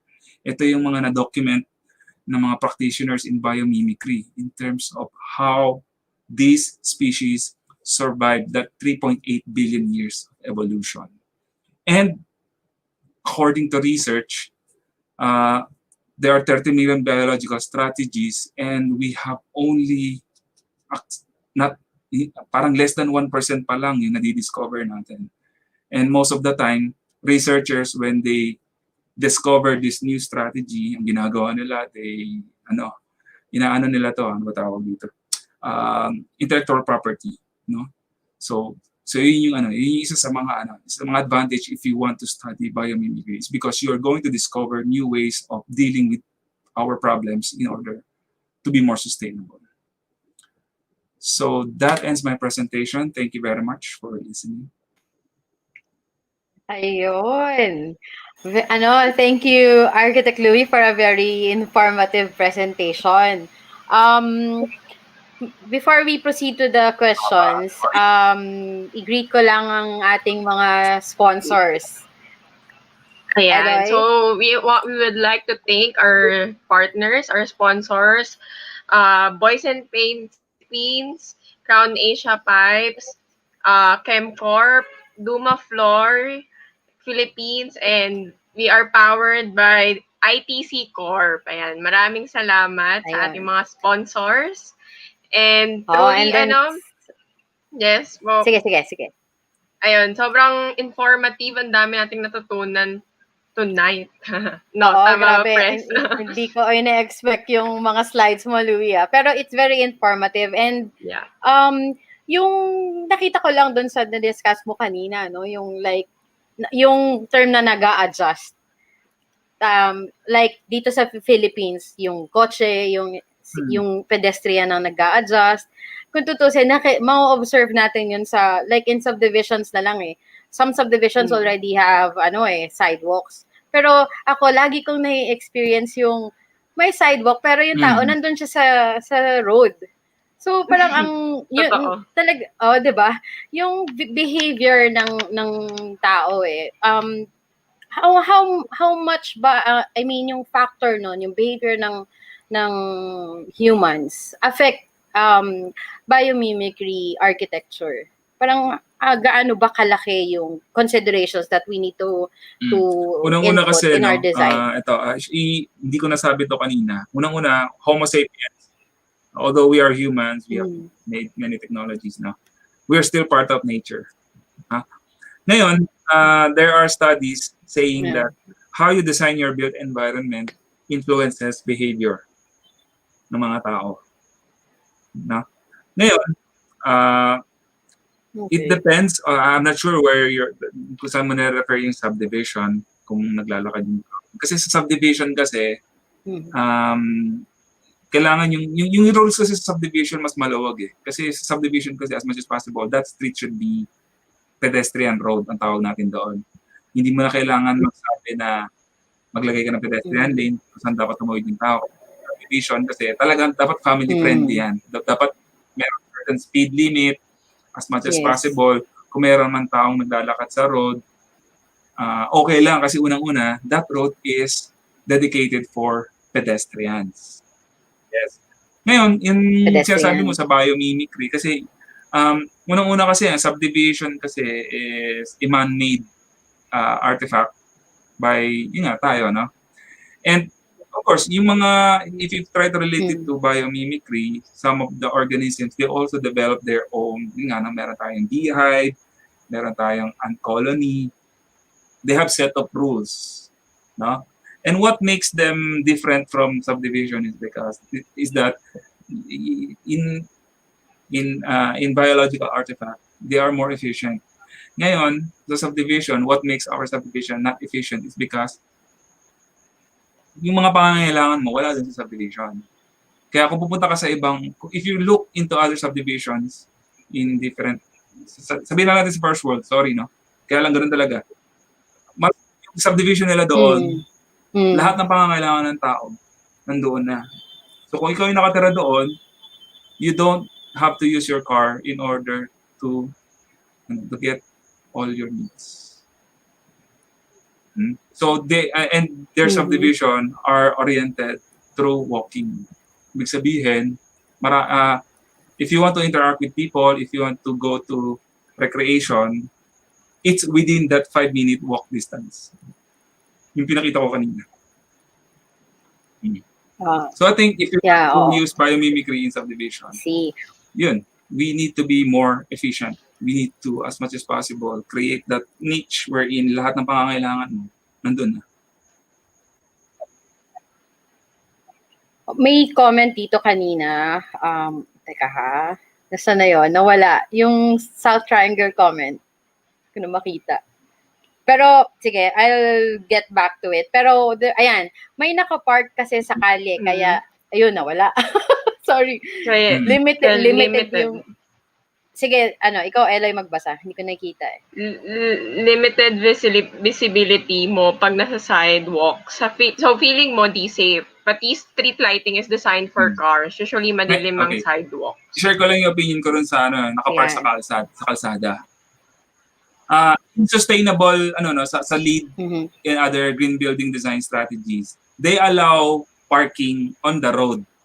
Pero ganito kasi nangyayari sa Pilipinas. Pilipinas kasi nandito yung sidewalk, ito yung kalsada, carriageway, then sidewalk, then parking na sasakyan. Dapat kasi balik, no? Ang ginagawa, ito yung carriageway, nandito yung parking na sasakyan, nandito yung sidewalk. Para protektado yung pedestrian doon just in case magkaroon ng aksidente dito. Ang nangyayari kasi parang baliktad. Pag nagkaroon ng konting aksidente, ang unang tatamaan pedestrian bago yung sasakyan. So baliktad. So dapat ano yun? Tapos ginagawang road din ng mga motor. Kasi wala tayong regulation, wala sa building code natin yung sidewalk design natin eh. Dapat kasi talaga may curve yan para hindi ginagawang kasi ngayon ginagawa yung sidewalk rampa. Hindi ginagawang rampa. Actually maraming sa building code na hindi ina-address. Watching mga students mo yata, they are watching Pocholatan. Ayun. Bale, we have one question. Si Architect Tina Rancap. Does Skyway 3 can ease or help solve EDSA traffic? And if the Skyway 3 consider the principle of biomimicry? No. Man-made kasi yan eh. Yung principle kasi ng biomimicry is to be more efficient. Ngayon kasi, yung sa Skyway 3 kasi, siguro ang gustong itanong ni Architect Tina is, kung masosolve niyo yung traffic congestion, definitely yes, masasolve niya. Kaya lang kasi, marami na kasing studies na nagsasabi that the more you provide infrastructure for car, more people will buy more car kasi nga naman, mas komportable kasi nawala yung traffic eh. Di ba? Tao kasi dati, nagdadalawang isip sila bumili ng sasakyan kasi unang-una, traffic, tapos mahirap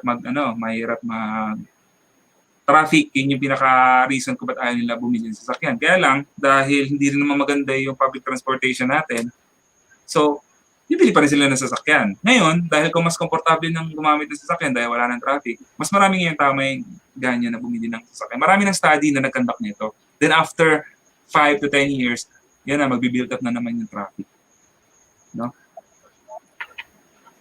Pero do you think do you think advantage din yung kasi like one country in Asia, they limit the purchasing of cars. Say for this year, ganitong dami lang ang dapat Yes, na definitely, mabenta. yes. Do you Tama think yun. it helps? Makakatulog yun. Kaya lang kasi wala pa tayo dun sa stage ngayon. Kasi unang-una, hindi pa natin pwede sabihin na, okay, bawal na tayong bumili ng sasakyan. Kasi unang-una, wala naman tayong efficient mass transportation system. Ngayon, talagang efficient yung mass transportation system natin. Doon tayo pwede maghigpit in terms of car ownership. Sana, yung sa Skyway 3 natin, Okay. after that, I think the government should invest more on mass transportation system para humabol tayo doon sa sa pagdami. Oo. Oo, kasi medyo ang hirap, yun yung medyo mahirap din kasi yung pag-remove ng jeepneys. Do you think it helped then also ease the traffic? Kasi parang tingin namin hindi. Hindi kasi ngayon yung result eh. Di ba parang wala namang public transportation. So ibig sabihin marami. Pero kanina, di ba pinakita ko na 2.5 million lang ang registered sasakyan. Tapos ang population natin 30 million. Sabihin, ilan lang ang may sasakyan. So dapat prioritize natin yung infrastructure development doon sa 80% na walang sasakyan. Okay, another question. Yeah. So, meron pa tayo isang question. Sige, yan. From Talia. If you want to practice biomimicry architecture. Biomimetic architecture in the future, what are the requirements po and where can we study it? Alam ko, di ba, nag-MA kayo, sir? Ngayon? Merong school na nag-offer ng biomimicry sa Arizona State University. Sila talaga yung kasi sila yung nag-invento ng biomimicry practice eh. Although yung biomimicry world, matagal na to. Kaya lang, sila talaga yung nag-formalize ng practice ng biomimicry. Ngayon, kung sino yung pwede mag-practice, wala namang limitation kasi unang-una hindi naman siya, kunyari architecture degree ka, nag-license, lang yung pwede mag-practice ng architecture. Of course. Sa biomimicry, hindi naman ganoon. Kaya lang, meron tayo, yun na nga, dahil emerging discipline pa lang siya, isang school pa lang ang meron, yung Arizona State University. But that doesn't mean na kami lang yung pwede mag-practice ng biomimicry. Anyone can practice biomimicry, but the danger is that there are many designs that claiming they are biomimicry because they follow the shape of a crab. Parang ganon. Biomimicry na. No. Hindi kasi ganon. Biomimicry, like I mentioned earlier, you need to copy the function, not the form itself. Of course, yung form, minsan kailangan, pero not necessarily. No? The principle, yun yung pinaka, yung mechanism yung kinokopya natin, hindi yung pinaka-form niya. Ngayon, yun, anyone can practice biomimicry. You just have to be acquainted doon sa nature's principle or life's principle. Kasi ito yung operating conditions na nangyayari sa planet. So you need to understand that. Once you understand the operational condition, how our planet operates, and you can of course, kung naintindihan mo na you can adapt it into your human design. Another question from Aliona. How can we encourage our clients to adapt biomimicry as design concept? Parang tanong ko to sa'yo kagabi. After all, sila naman ang nasusunod. Tanong ko yan sa'yo. Hirap talaga. Sa bansa natin. Oo, kasi yun na nga, minsan nga solar shading lang. Magsabi ka, di ba? Parang ayaw na client kasi unang-una gastos lang daw. Kasi it really depends on how you communicate your idea And kailangan makumbinse mo sila na if you do this, you will have a savings na ganito. If you implement this strategy, ito yung pwede mangyari. Ngayon, kung hindi nyo i-implement ito, ganun dapat yung ganun dapat yung presentation. Ito po yung mga possibilities na mangyayari. Ako sa experience ko, if I do that, meron kang case study na meron kayo kapakitang actual building, tapos ito yung mangyayari. Mako-convince mo sila na na integrate yung mga green building ideas. Ngayon yung biomimicry, pag sinabi mo yung biomimicry, baka magulantang sila. kasi nga urban planning, hindi nila alam yung professional urban planning, di ba? Tsaka laging ang tanong, bottom line ng meeting, magkano yan, architect? Di ba? Yun, totoo, budget. Doon pa rin babalik. If you decide this strategy, meron ka dapat kaakibat na backup yung cost. May mga software na ganun na okay, maglagay tayo ng solar panel, maglagay tayo ng solar shading. Ito yung mga possible na cost. Kumbaga siya. If you're familiar with Edge standard, so yun, automatic na yun, makakalculate niya na kung magkano yung pwedeng magastos ng client. Very useful tool for architects. Edge standard. Okay.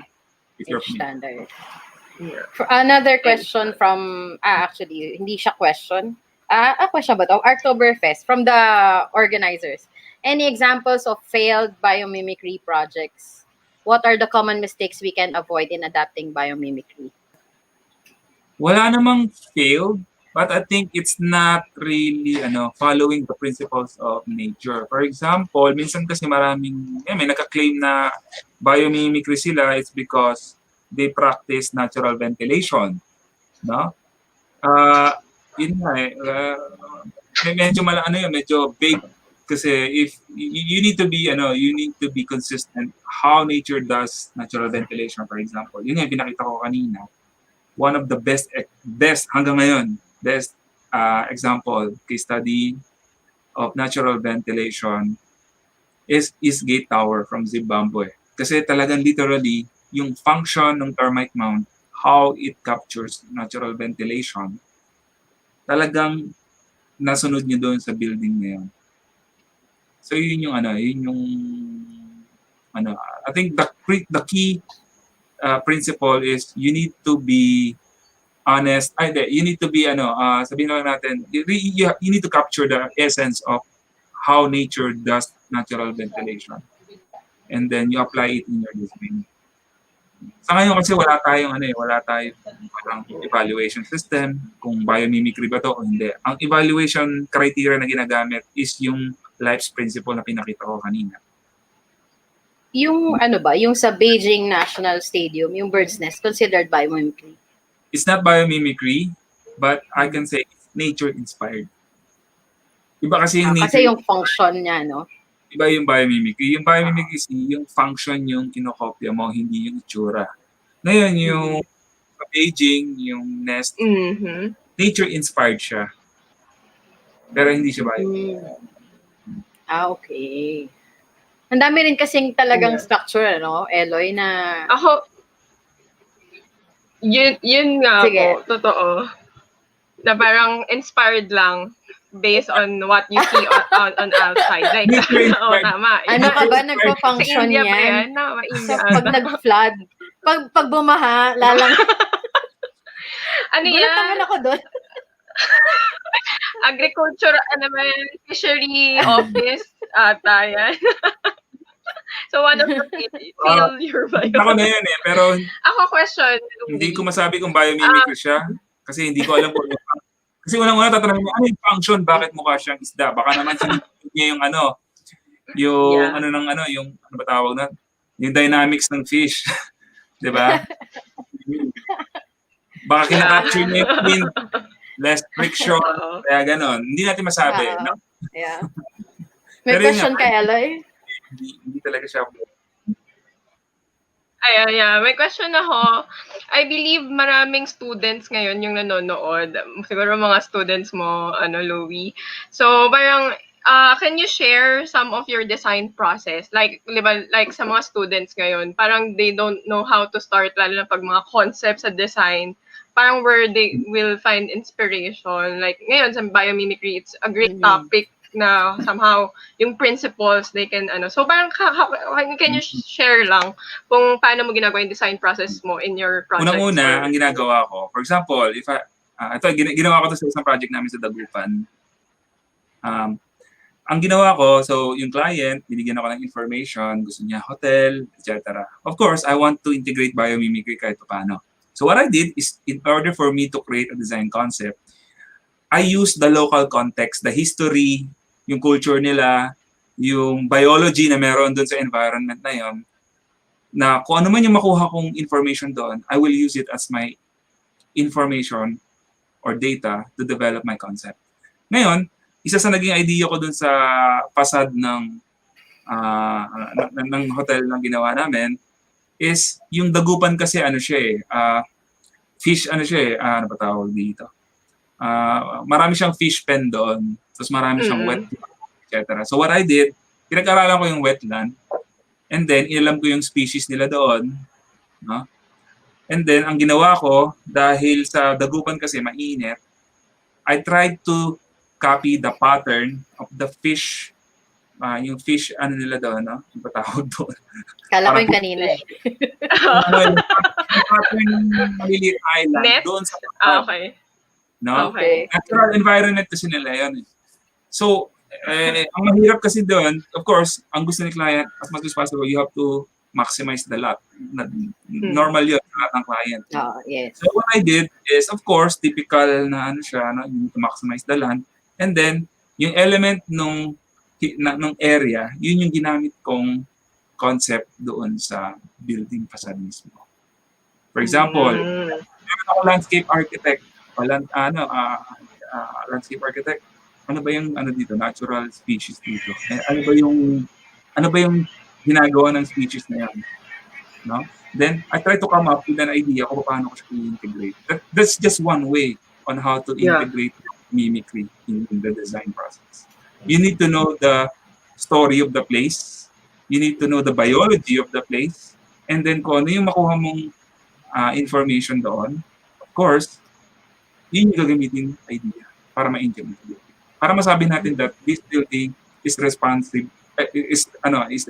to the environmental context. Yeah. Dapat talaga ganun, no? When in some locations, hindi porket sabihin ng client, I want a modern design. Automatically, parang hindi mo na i-consider yung sinabi mo kanina, yung biological environment. Dapat kino-consider pa rin siya para mas maging efficient yung structure na din-design mo as the architect. Yep. Diba? Yun nga. We have one last question ba? O hindi pa? We have one question, Louwie, kay Kimberly. Difference po ng biomimicry sa biomorphic design. Biomorphic design. Sorry, ngayon ko lang narinig yung biomorphic design. Hindi ba ito yung Power Rangers? Joke! Biomorphic. Bio probably is biology. Then morphic, parang morph is transform, di ba? Nag-evolve. Parang ganun siguro. Evolution of forms ba yan? Parang ganun. Sorry, ngayon ko lang narinig yung biomorphic.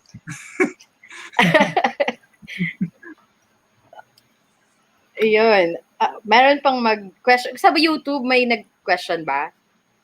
Live din tayo doon eh. I just don't have the access. Eloy, ikaw may access ka? Wala din. Wala din ako sa white. Ayan. George. What's our score on the government with regards to your proposal? Yun. Yung may sa EDSA?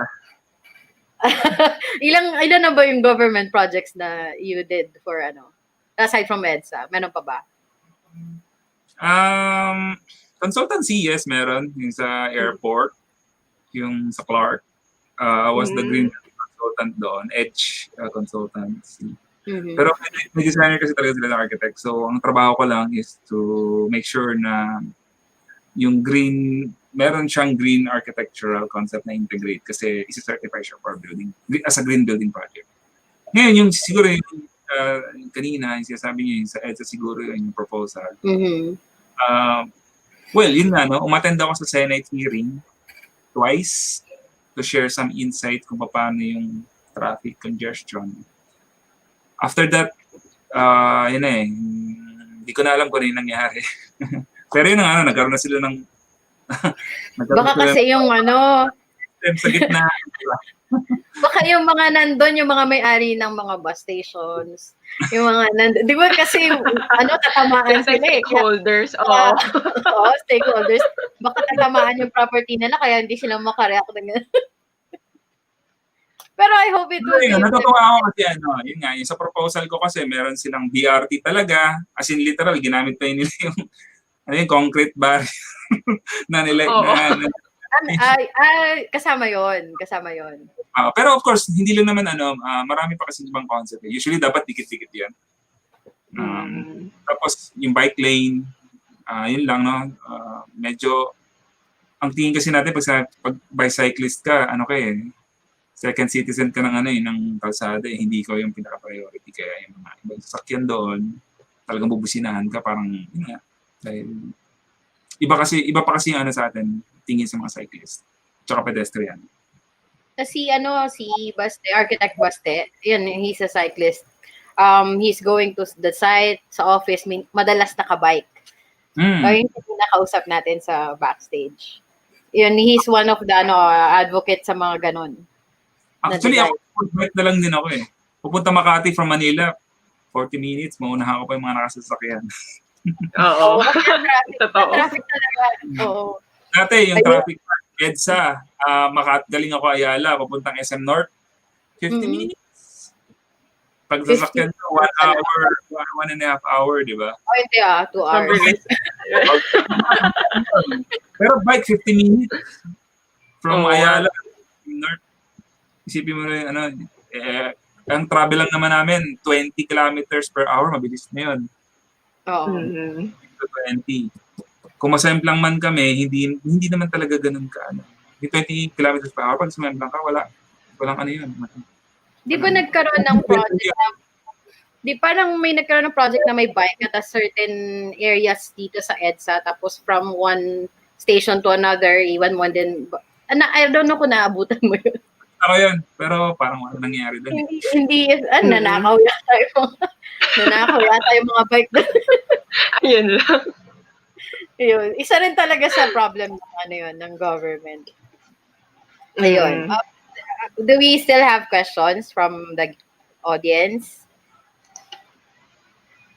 Wala na. Kasi lahat binigay. Wala na. Kaya kanina tahimik lahat. Ayan, related po ba kayo kay Jonathan Gunn? Secret.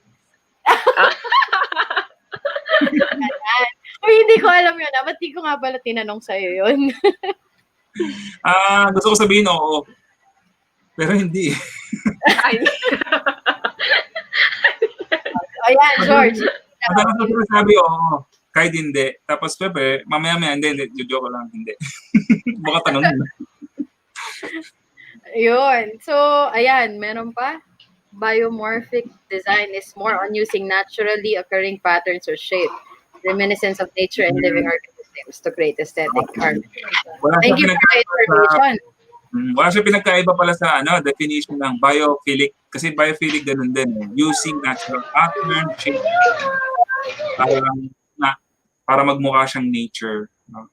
Minsan nakakalito yung terminology. Siguro, minsan may designer, instead of using this term, gagawin siya ng iba.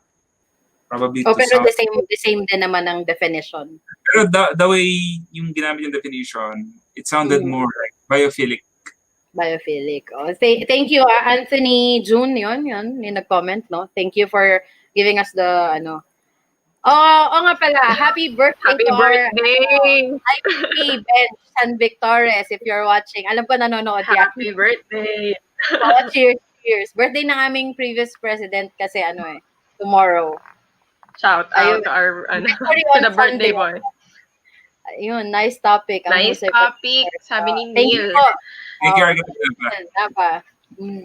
Kilala ata ni Gan ni Louwie Mas matraffic na sa Commonwealth kaysa sa EDSA. Kahit mas maluwag yung Commonwealth, di ba? Ilang lanes yun.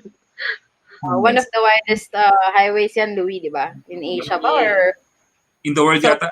Oh, Hindi, in the hindi. Hindi ko maano yun. Hindi mo ma-recall. Yun. Let's greet ko lang yung mga viewers. Ang dami mong fans as in from Bohol, Yes.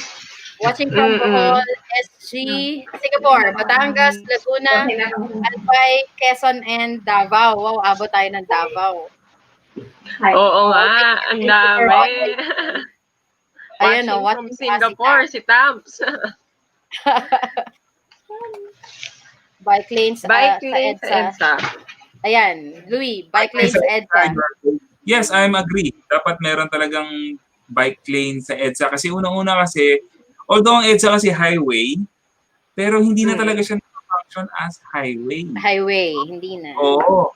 Kasi dahil sa dami ng dahil unang-una yung ang dami mong building na nakapanaan doon kasi pag highway kasi as much as possible hindi directly accessible yung mga building sa tabi, no?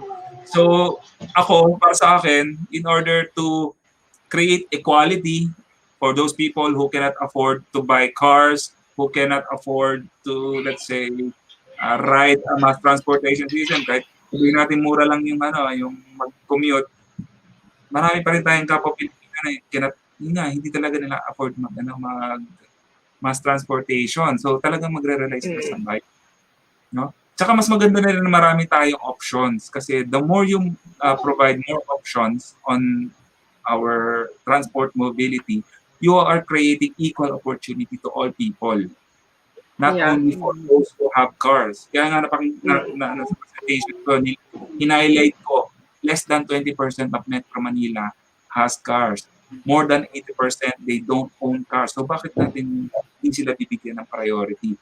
Pero huwag na natin bigyan ng priority. Siguro sabihin na lang natin, equal opportunity to all. Ganun na lang. Although, literally. Your take on the future reclamation projects in Manila. Ayan na. Questions are coming na. In the realm of biomimicry, wala kasing organism na nagre-reclaim ng land para lang sa sarili niya. Wala tayong nakikitang gano'n. Ngayon, marami kasing, sasagutin ko na lang in terms of research, no? Maraming reclamation project na nangyayari sa buong mundo na talagang yung technology ng environment. If you go to Dubai, ang ganda ng diba? Yung nila doon, artificial island nila doon. So maganda siya pag tinignan mo ng malayo. But of course, pag tinignan mo ng malayo, pag nandun ka na, it's different.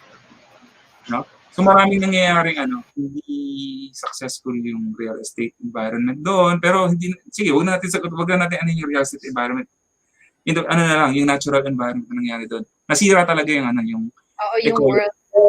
Yes, meron kasi project, diba, na parang world something siya, world map ang yung the world. The world. Oo. Hindi siya fail. Sayang. Yun nga, we have to ask nature. We need to be humble. Yung sinabi ko kanina. Hindi yung natutunan ko na nag-aaral ako ng biomimicry. Don't use existing technology, human technology, to solve challenges. Kasi unang-una, yung technology natin, yun din yung nag-create ng problem.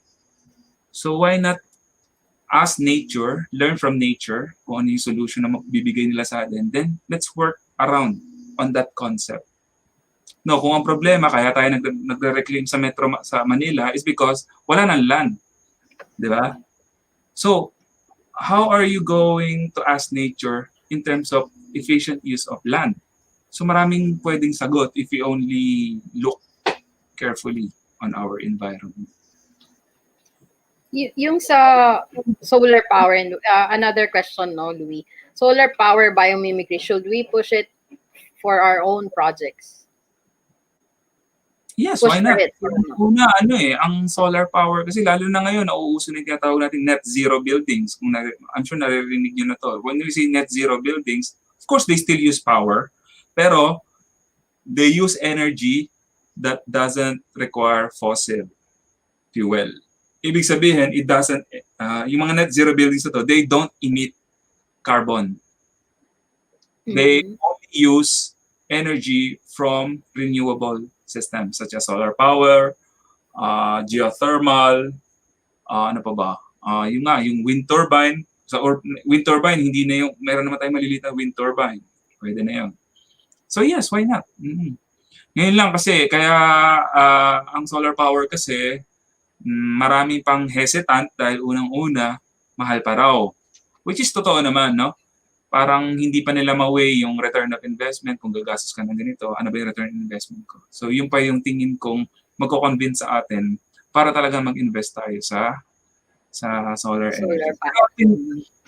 More than that, I think the government has to find a new power supplier other than Meralco wherein nagsusupply siya ng energy coming from renewable systems. In other countries, they're doing this. Meron pa nga yung tinatawag na renewable energy certificate. Kumbaga may battery ka sa building mo, tapos di-deliver na, kaya mauubos na yung power consumption mo. Dadalhin sa yung battery na yun, then yun yung gagamitin mo as your kumbaga hindi ka nakaka-connecta sa grid. Pero 'di ba sabi like si Meralco ngayon, parang ang gusto nila connected na sub-metering ba yung tawag doon? O net metering yata. Sorry for the term. Net metering yata. Yung parang sinasabi nila connected dapat solar panels mo sa Meralco meter. Have you heard of it? Pag nangyari yun, ang mangyayari, kunyari, meron kang sariling solar power, no? Nakakonekta ka pa rin sa Meralco, pwede mong ibalik yung na-produce mong energy doon sa grid. Ang mangyayari, yung metro mo, babalik din. Kumbaga, nabawasan mo ng power. Okay. Eto, meron, ang dami tanong niya. Dream project, yung favorite mo sa 2483 na certification. Oo. Nagets mo siya. Sige, ikaw na.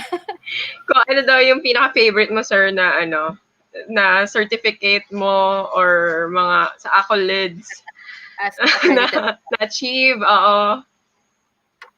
Hindi, ako naman, lahat naman yun, may natutunan ako yun yung objective ko eh. Pero tingin ko ang pinaka-unique yung well. Yeah, dream project. Has something to do with health and wellness ng users, mga tao. Which is, hindi ko alam nung una, ngayon alam ko na. For example, mahalaga pala yung stairs kasi if you want people, encourage people to walk, be more active in your building, you have to make sure na yung stairs mo maganda, naka-expose para instead of using elevator, gagamit na sila ng stairs. Parang urban community. If you want people to use the pedestrian or use bicycle, kailangan pagandahin mo. Parang ganun ba? Yung sa favorite, significant, or memorable mentors. And why? Sino ba? Hala, baka nanonood. Sino? Sino ba? Kilala ko ba? Parang hindi mawala si Architect Sabas, no? Si Ninong.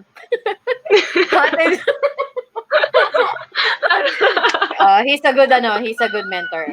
I agree. Dream project. Last question, Louie, before we, dream project. Lahat yata nagawa mo na eh. Hindi naman. Well, ako kasi lahat ng project sa akin, special, parang gano'n. Hindi ko talaga... Safe. Showbiz ka rin pala sumagot. Parang dumadating na project. Blessing yun eh. Yeah. Showbiz. Di bagay sa akin yun. I mean, kasi most of the architects that we interviewed, ganyan ang sagot. Pero alam mo yun. Pinakagusto kong project, urban design. Parang category niya, no? Category niya. Urban design. Kasi Yung na-influence mo yung behavior ng tao, yun yung gusto ko eh. Ayun. Ayun. So, thank you very much, Louie. Yes, Architect Louie. thank you, Architect Louwie. For giving us your ilang hours tayo. Buzzer beater ba tayo from So, last episode? wait. 2 hours and 25 And minutes half. yata. Yung nakakulasan ko, parang 50 slides na ako, nang parang 1 hour na ito lang sa tayo. Pero it's very informative and ang daming nanood. I don't know kung ilan yun sa YouTube. Pero sobrang thank you for giving us your time and very informative presentation. Thank you din. We hope to see you on our next Arktoberfest. Sana face-to-face na yun, ano? Sure. Oo nga. Iinom. Na-receive mo yung package, no? Iinom ka. Diba? You know. Ayan, no? Yun, thank you very much, Louie, ha? Again, hope to see you to our next year's Arktoberfest. Sure. Thank you. Thank you, Architect Louwie. And we invite everyone again tomorrow for our Smart Cities, its opportunities, challenges, and pitfalls by Dr. Nathaniel von Eisendel. Einsindel. Yes, ayan. So tomorrow yon, no?